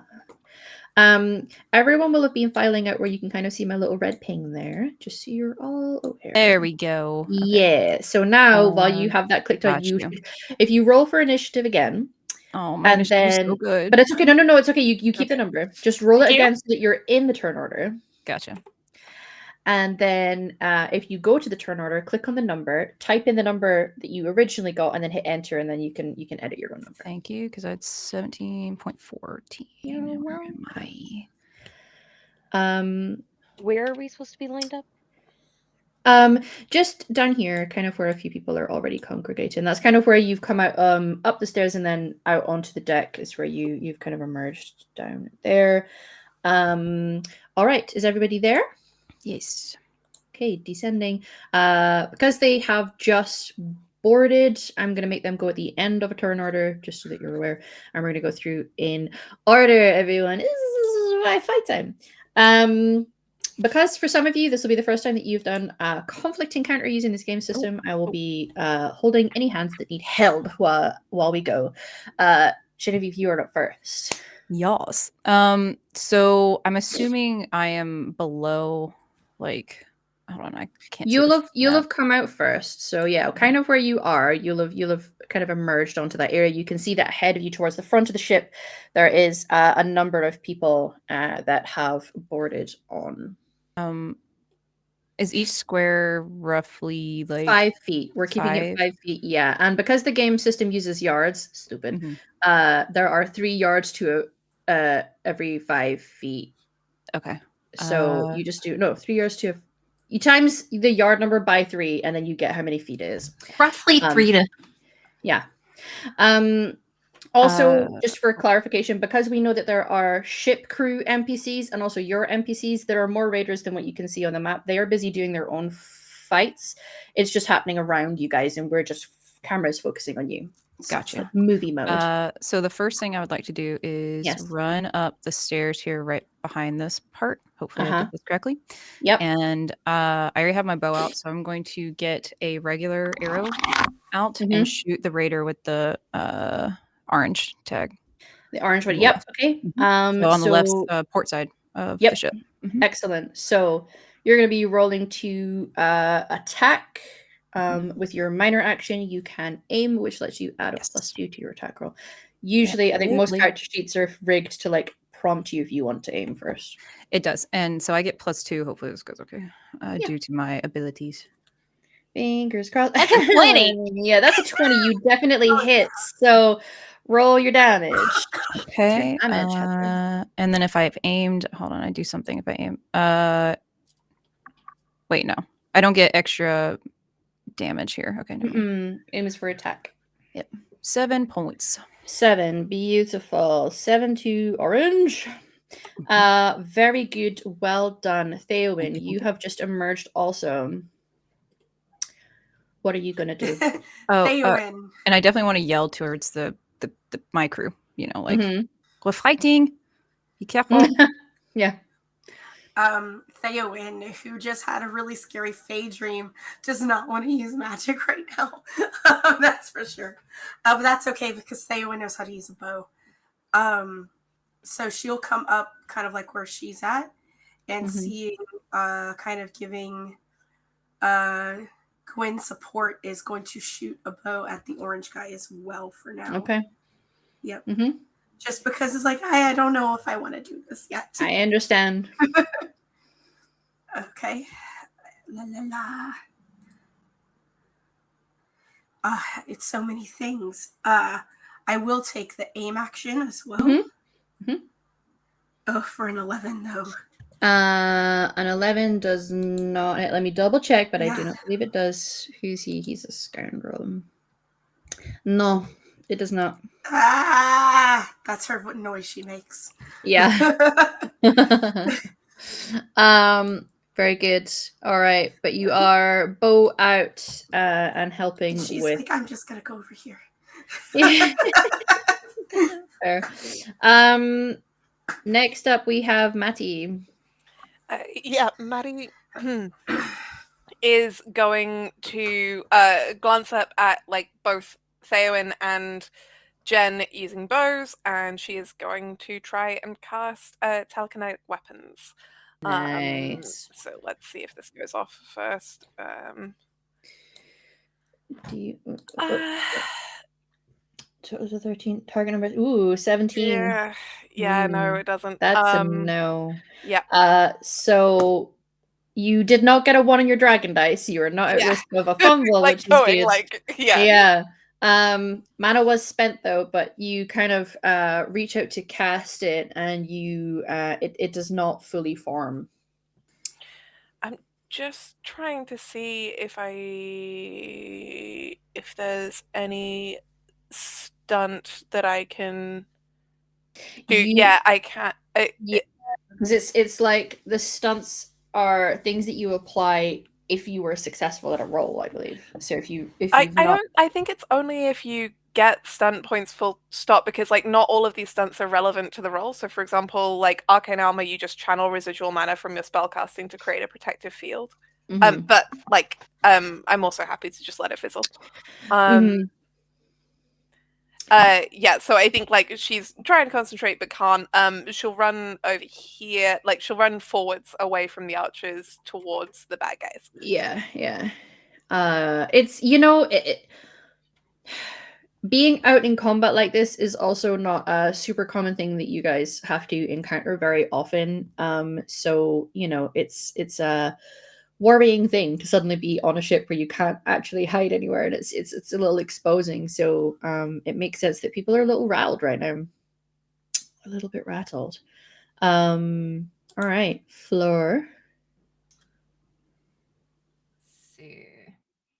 Fleur is going to step around the mast. Looking out at this raider in pink. They're gonna hold up their staff, and it's gonna like hit the deck, and like the planks start to like come up a little bit, and I'm gonna cast Walking Bomb on this guy. Yay! Spectacular, and it succeeds. All right. Do I have to roll any kind of save to this? Let's see. The first round, no. The first round is 1d6 plus 1 penetrating. Future rounds, you are going to be rolling a Constitution Stamina test versus my spell power. Okay. Roll for damage. Let's see. Do I have a good walking bomb? Let's just do that. Okay. Hell yeah. 7 damage though. Yeah. Is that penetrating damage? Does it say? Let me see. Go back to magic. Where are you, Pink? I think it might be. 1d6 a lot plus of 1 magic penetrating. Because as this game system is, and those of you, there's only one of you that actually has armor. Your armor can absorb some of the physical damage that you're taking, but certain things like fire and lightning, armor isn't going to stop you from catching on fire. Yeah, very good. Well done, indeed. Vent's gonna vent. Okay. Next up is Aviana.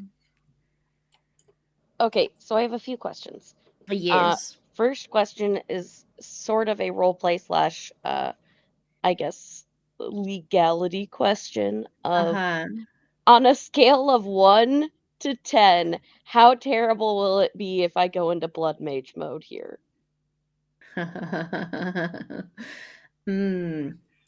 Okay, so you can hope that the way that you do it is subtle enough that anyone else who is up here fighting on the deck that is not in your group doesn't realize what you've activated.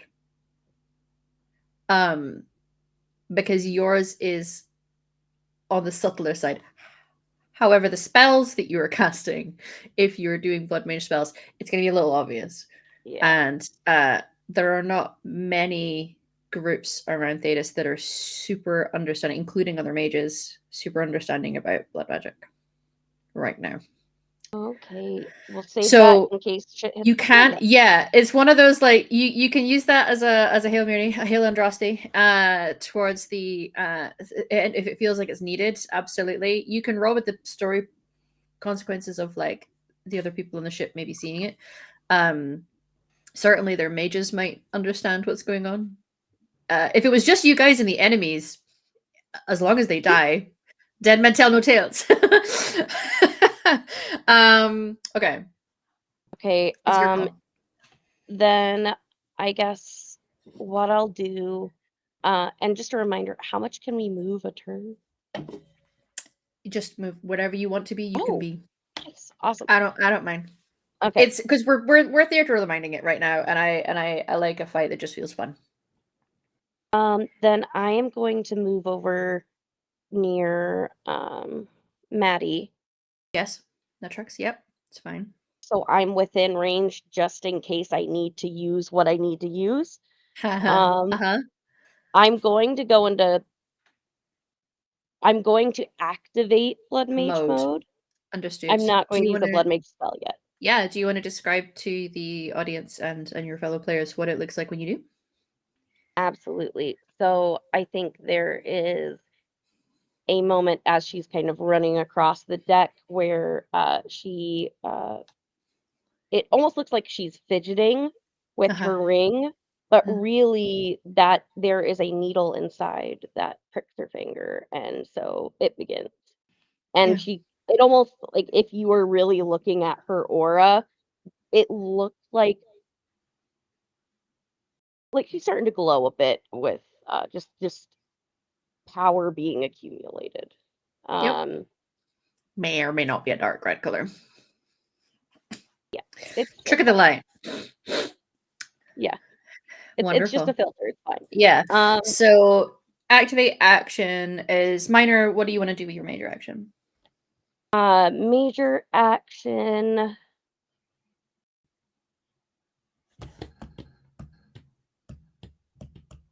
I'm going to do a vulnerability hex. Ooh. Okay.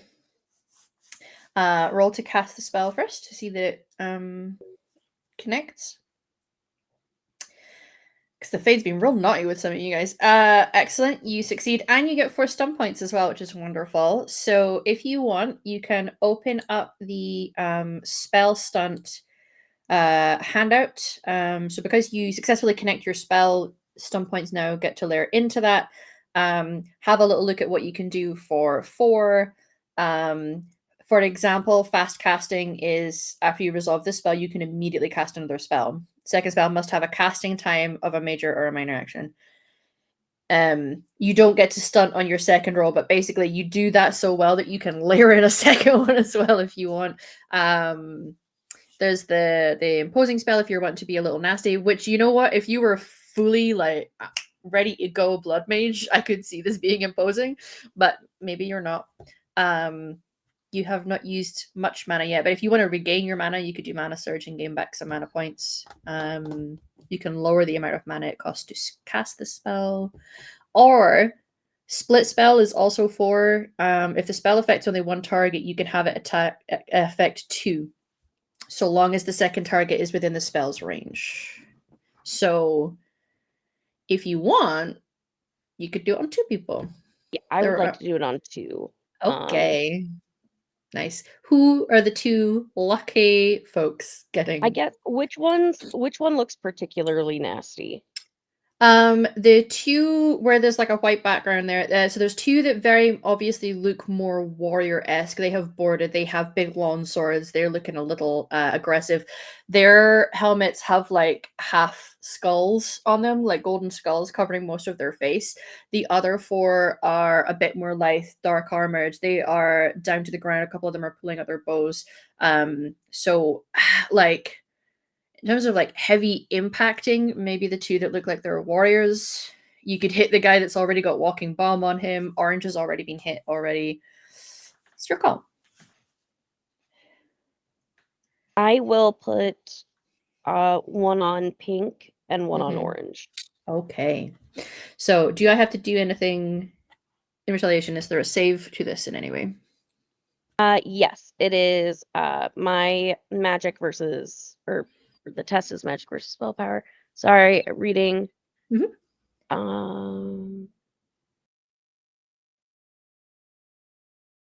Until the end of the encounter, the target suffers a -1 penalty to defense and a -2 penalty on ability test versus spell power. A Yeah. target that makes a successful magic entropy test versus your spell power only suffers the defense penalty. So they're rolling magic. Okay, got it. So I will roll for orange. No. And I will roll for the pink guy. Also a no. Wow. So yeah, they do not succeed. So they both have vulnerability hex, which is a -1 to defense and a -2 to ability tests. Got it. So their defense is down by 1. I'm gonna have to note this separately because -1 to death and -1 to death. All right, very good, excellent. So you cast out this spell. It succeeds. I would say, Mate, there's a certain air that has that tang, that metallic iron tang of blood on the air.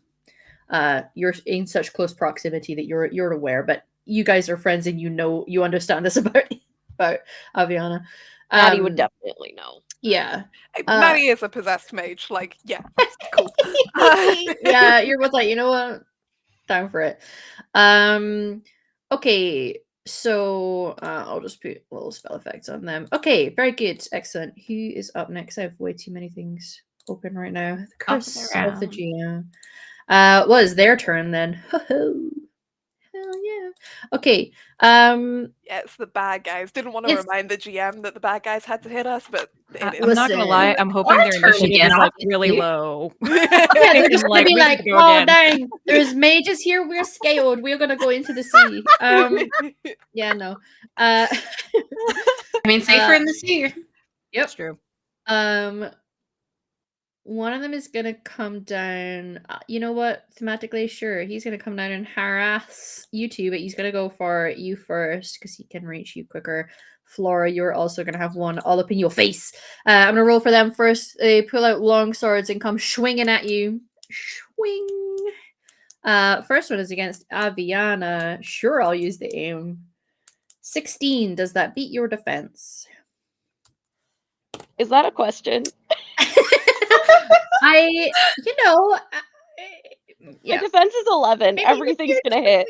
Maybe just really high deck. No. I almost fell out of a tree on the first episode. You're so real for that. That's 15 points. And I'm assuming you don't have armor to soak it. Mage armor. And the next one is against Fleur. It's 12. Does that hit? Yeah. Okay. Maybe it would. Some people have 12 as their defense. Okay. All right. I'm a weak little nuclear mage. Remember that. 15. Yeah. That is also 15 against you. They're twinning. The others are going to be using longbows. So we're going to go against the other. So the other 3 of you are going to get this, and then who's the 4th we're going to go for? Let's go for Aviana also. No. No. Can I harass them so they come after me? Nah. Oh, I think who's looking? You know what? Flo, for my reasons. Okay. We have some longbows coming at us, so this one is against Theowen. 13. Does not hit me. Grand. This one is against Genevieve.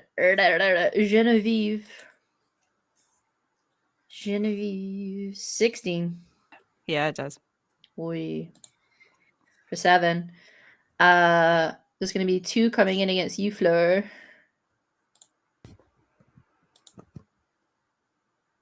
14. Yes. Listen. 8. Listen, I'm sure you guys are about to absolutely turn them with magic. Do not worry. The first one that comes down gets to be a friend of yours, right? That's how that works. Hey, Oh, if sorry. I die, I Yes! promise Ignore I'll that. make a Ignore that. No, fight. no. Ignore that. That was the wrong button I clicked. I meant to roll to attack first. Yes. Okay. I'll roll the damage again, though. Don't worry. Just in case it's less than that. There you go. I see a 7. It's not 11. And gonna now hurt, y'all. Maddie. Don't worry. 12? 12 is my defense. Okay, so it meets Saz. Cool. 9. All 9. right. And then Aviana. The air is filled with arrows. A 12, which I believe does Yep. hit. Yep. Okay. Oh, We live listen. in that low hit point life. Yeah. It's all good. It is now top of the round. We They're gonna are make back. that check.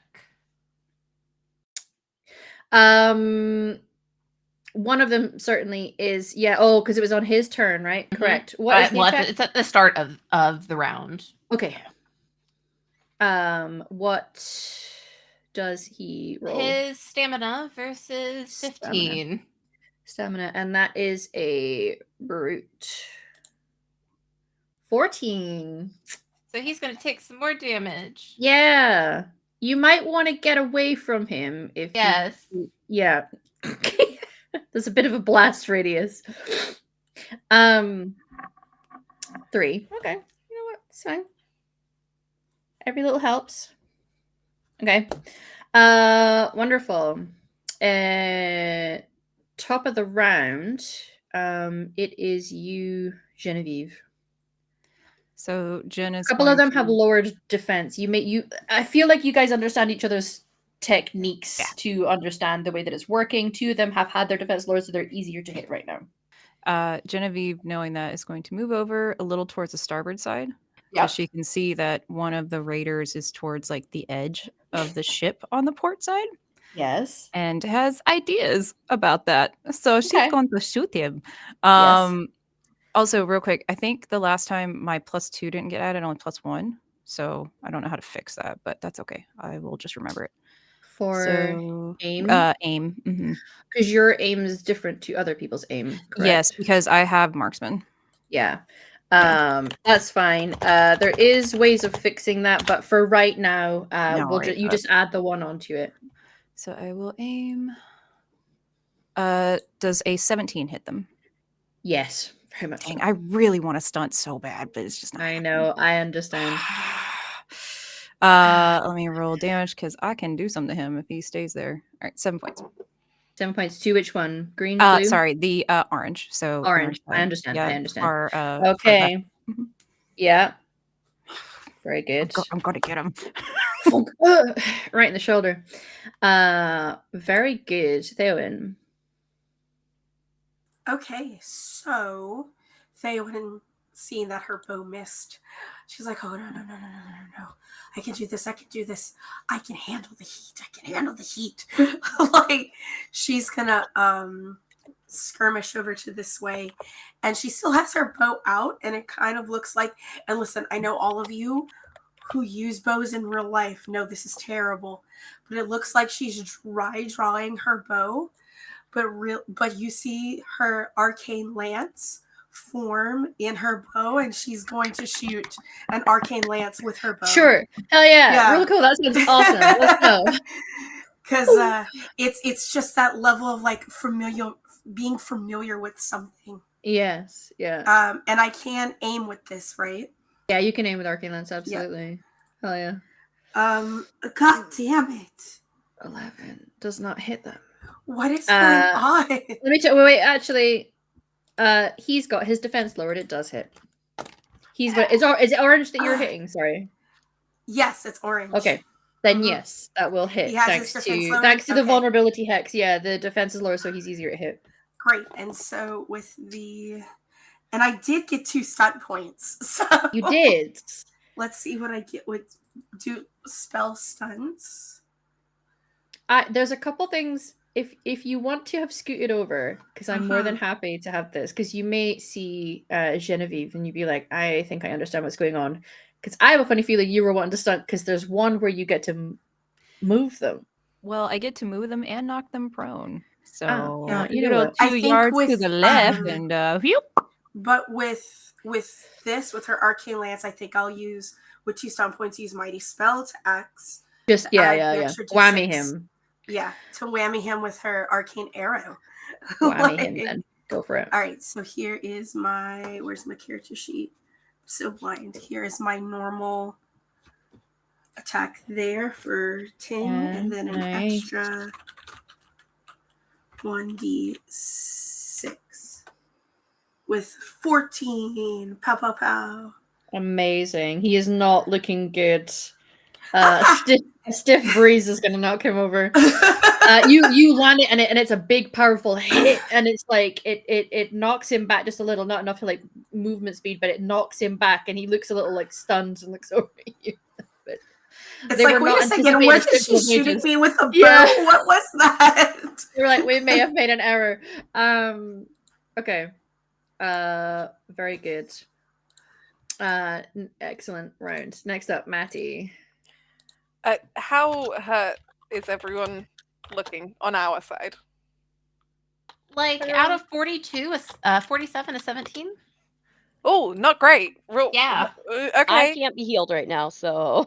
Right, yeah, blood magic. Cool. Okay. In which case I am gonna run over to Floor and do a good old-fashioned heal. If I can. Hang on a sec, there we go. Okay.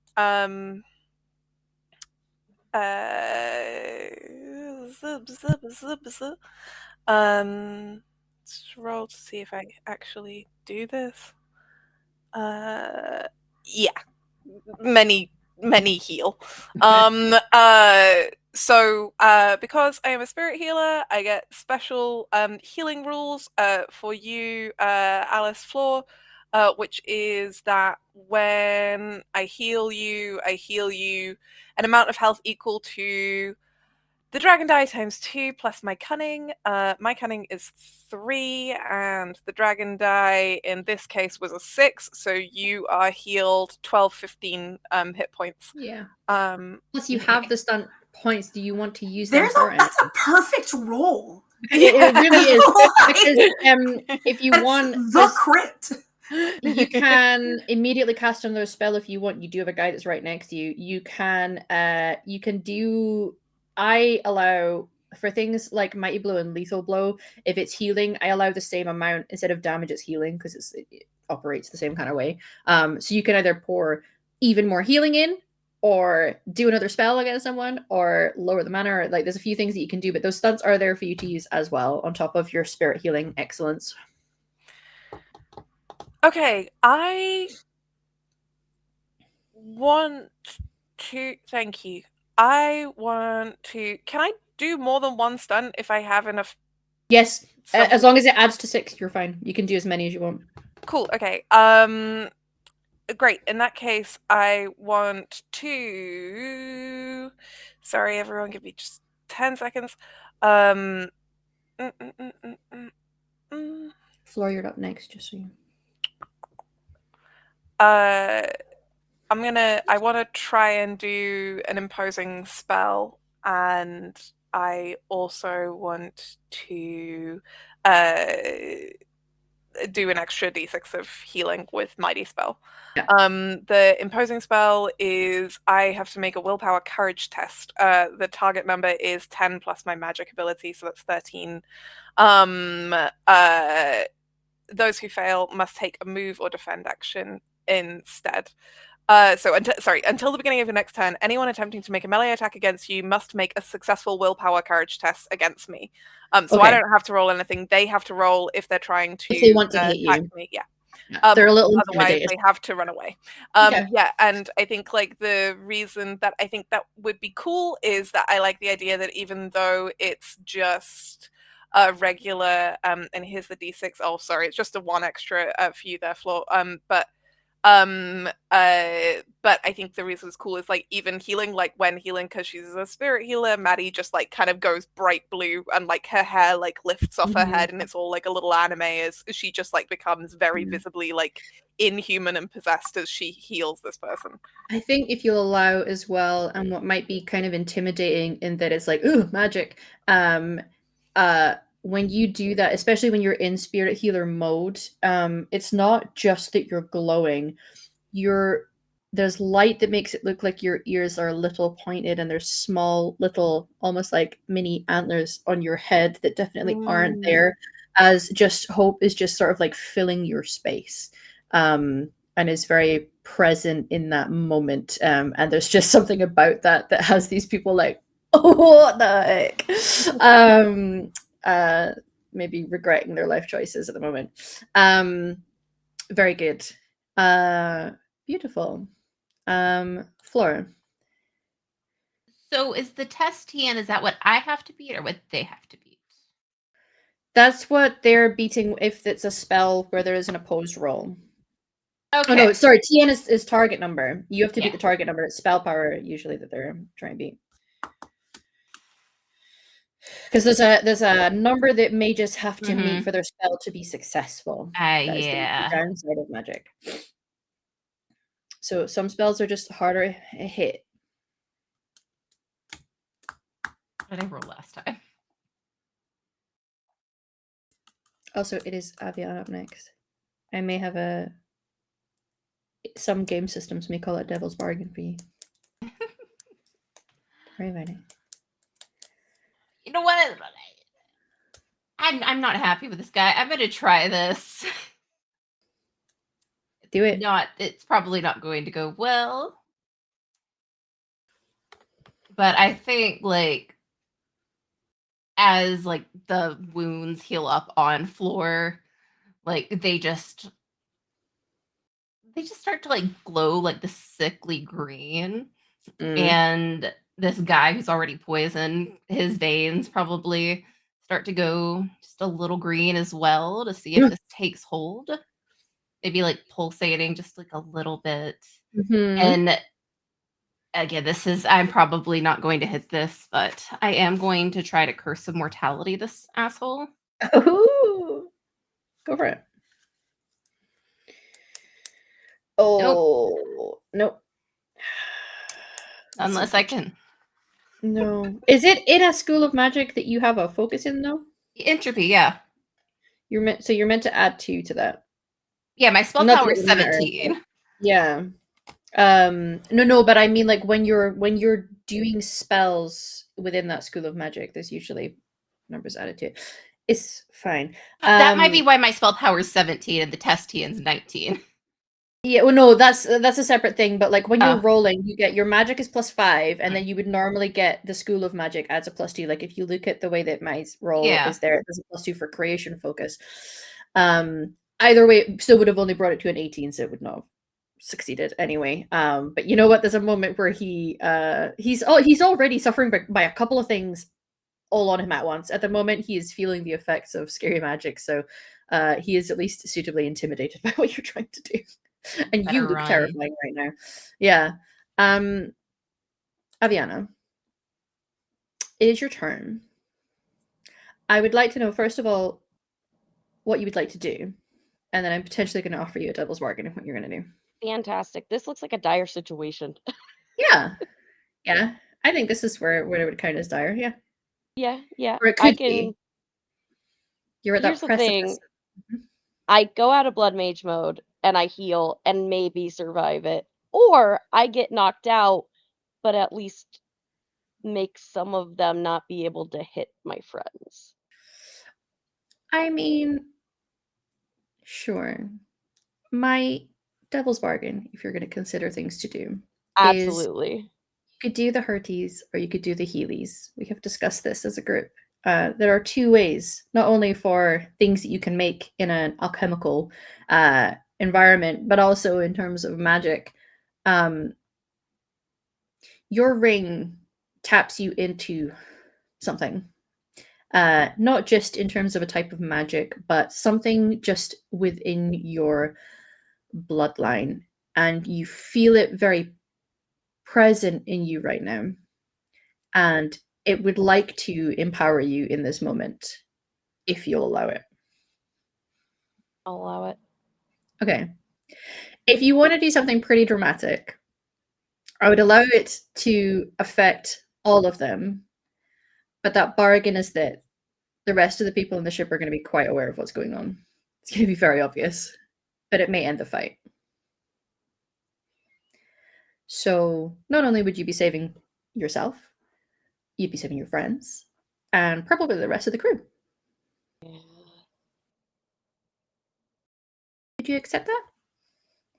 Equally, you can take a different route if you want. I'm gonna accept it. I think just seeing what is going on the ship, knowing like we are basically fish in a barrel right now, as far You know as the how hurt mages you are are. concerned. You know how hurt your friends are. You know what was dealt with last night. And this power within your blood is something that feels familiar to you. I would like to think, you may correct me if I'm wrong, that you trust it. But it's going to empower you. I would like to know which of your spells you would activate, and then describe to me how it destroys everyone that's on the battlefield right now. Respecting lines and veils and boundaries and not over describing gore and blood. Of course. However, we want it to feel thematic and cool. What happens when you channel this energy? Yeah, so I think originally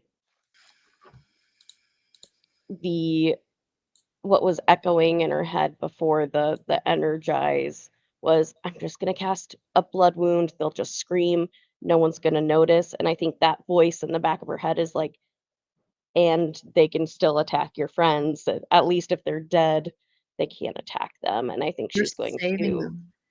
You're saving them. I am saving them, and so Saving them. I'm gonna cast hemorrhage. Hell yeah. And so respecting lines and veils not only of people present, but also people watching in case you get squicked out by these things. Needless to say, you feel yourself empowered. I'd like to think that everything that you're wearing, your hair, everything just seems to like elevate and become weightless in a moment. As your whole being becomes powerful. This magic is given to you to help you feel weightless and powerful. And as you do, there's just a moment where, at your command, pretty much everything that's on the inside is no longer on the inside. And the whole place is just both covered in something rather violent, but quietens as the threat is eliminated. And everyone can breathe a little easy. Will there be consequences for that action? Probably. But everyone's safe. And everyone is alive. And on that bombshell, quite literally, we're going to end our session there today. Hey! Not literally. Oh no. All We right. love it when women, though. Don't we love it when women? We do. We I mean, support listen, women's it was rights and hot. wrongs. Yes. Like, for sure, it was great. It was a great moment. Yep. You're a That C, though. damage control I mentioned. Yeah. A slight So gatekeep girl boss. exactly.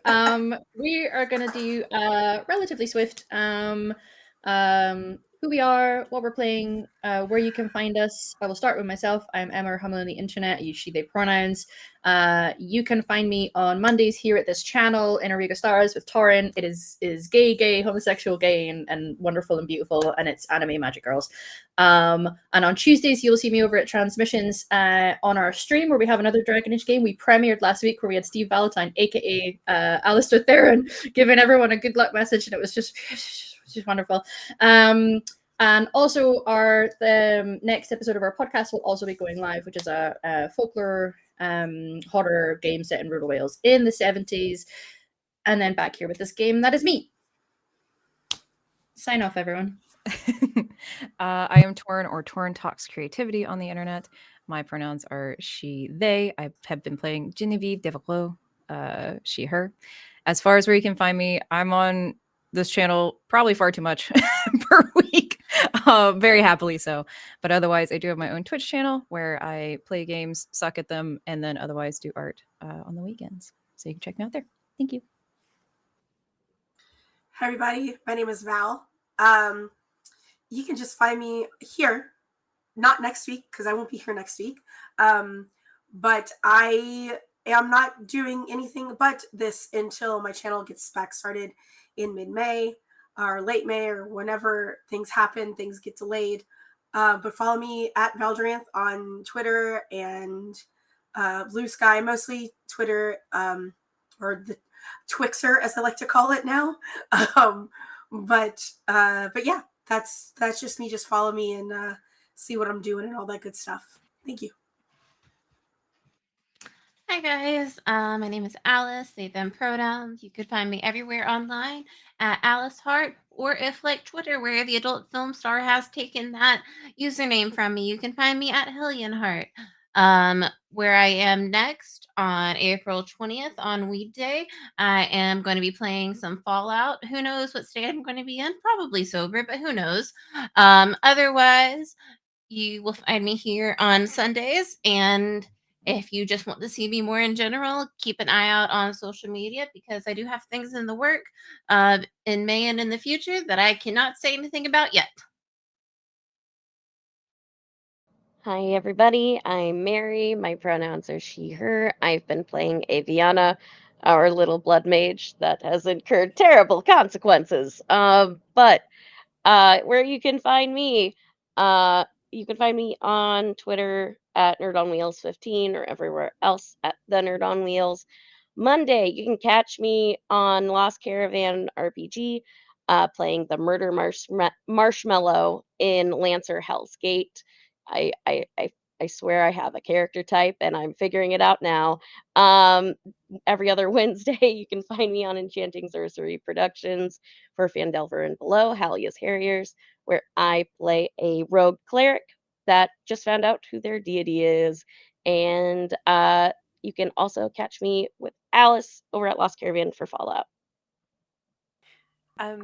Hello. I'm Ella. Pronouns she, her. I was playing Maddie, whose pronouns are also she, her. You can find me on the internet at GEJWatts on various social platforms. I am currently casting for a limited series on Girls Run These Worlds called Rust. It's a post-apocalyptic story about the people who survived the end of the world and what they do to each other in the ruins. Also, I am currently releasing an audio drama called Camlan. It is a queer Welsh hopeful story, and I'm very proud of it. We have got 2 episodes left of our series to go, so now's a good time to catch up. I really like apocalypses. Yeah, that's me. Wonderful stuff. Yeah, so a few things have already been announced about things here at the channel, both the casting that is out at the moment, which is closing tomorrow, so get in there if you're interested in telling a story with Ella. She is an incredible storyteller, so highly recommend.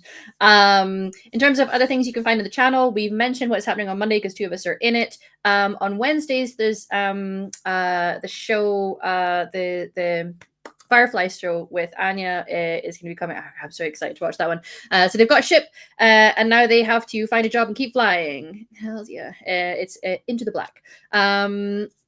Fridays is episode 7 of the high fantasy, high-tech, high-flying Numenera adventure Arrowin. On Fridays, it has been mentioned because Thorin's in it, and Angela is the storyteller, and it is a beautiful story. Highly recommend that one as well. And on Saturday, we have a premiere, so please do come along and support. That is Salvage Union, which is 1 p.m. Eastern Time. Michelle is joined by a band of scrappy mech pilots to explore the ruins of the past. Very excited for that one. So if you are around at that point, please do come and support the channel. Everything else, because there's a few other things going on, you can find on the socials, including this fine game, which will be with you again next week for episode 6. We're at our halfway point, everybody. Enjoy. I hope you have a wonderful week, and we will see you next week, everybody.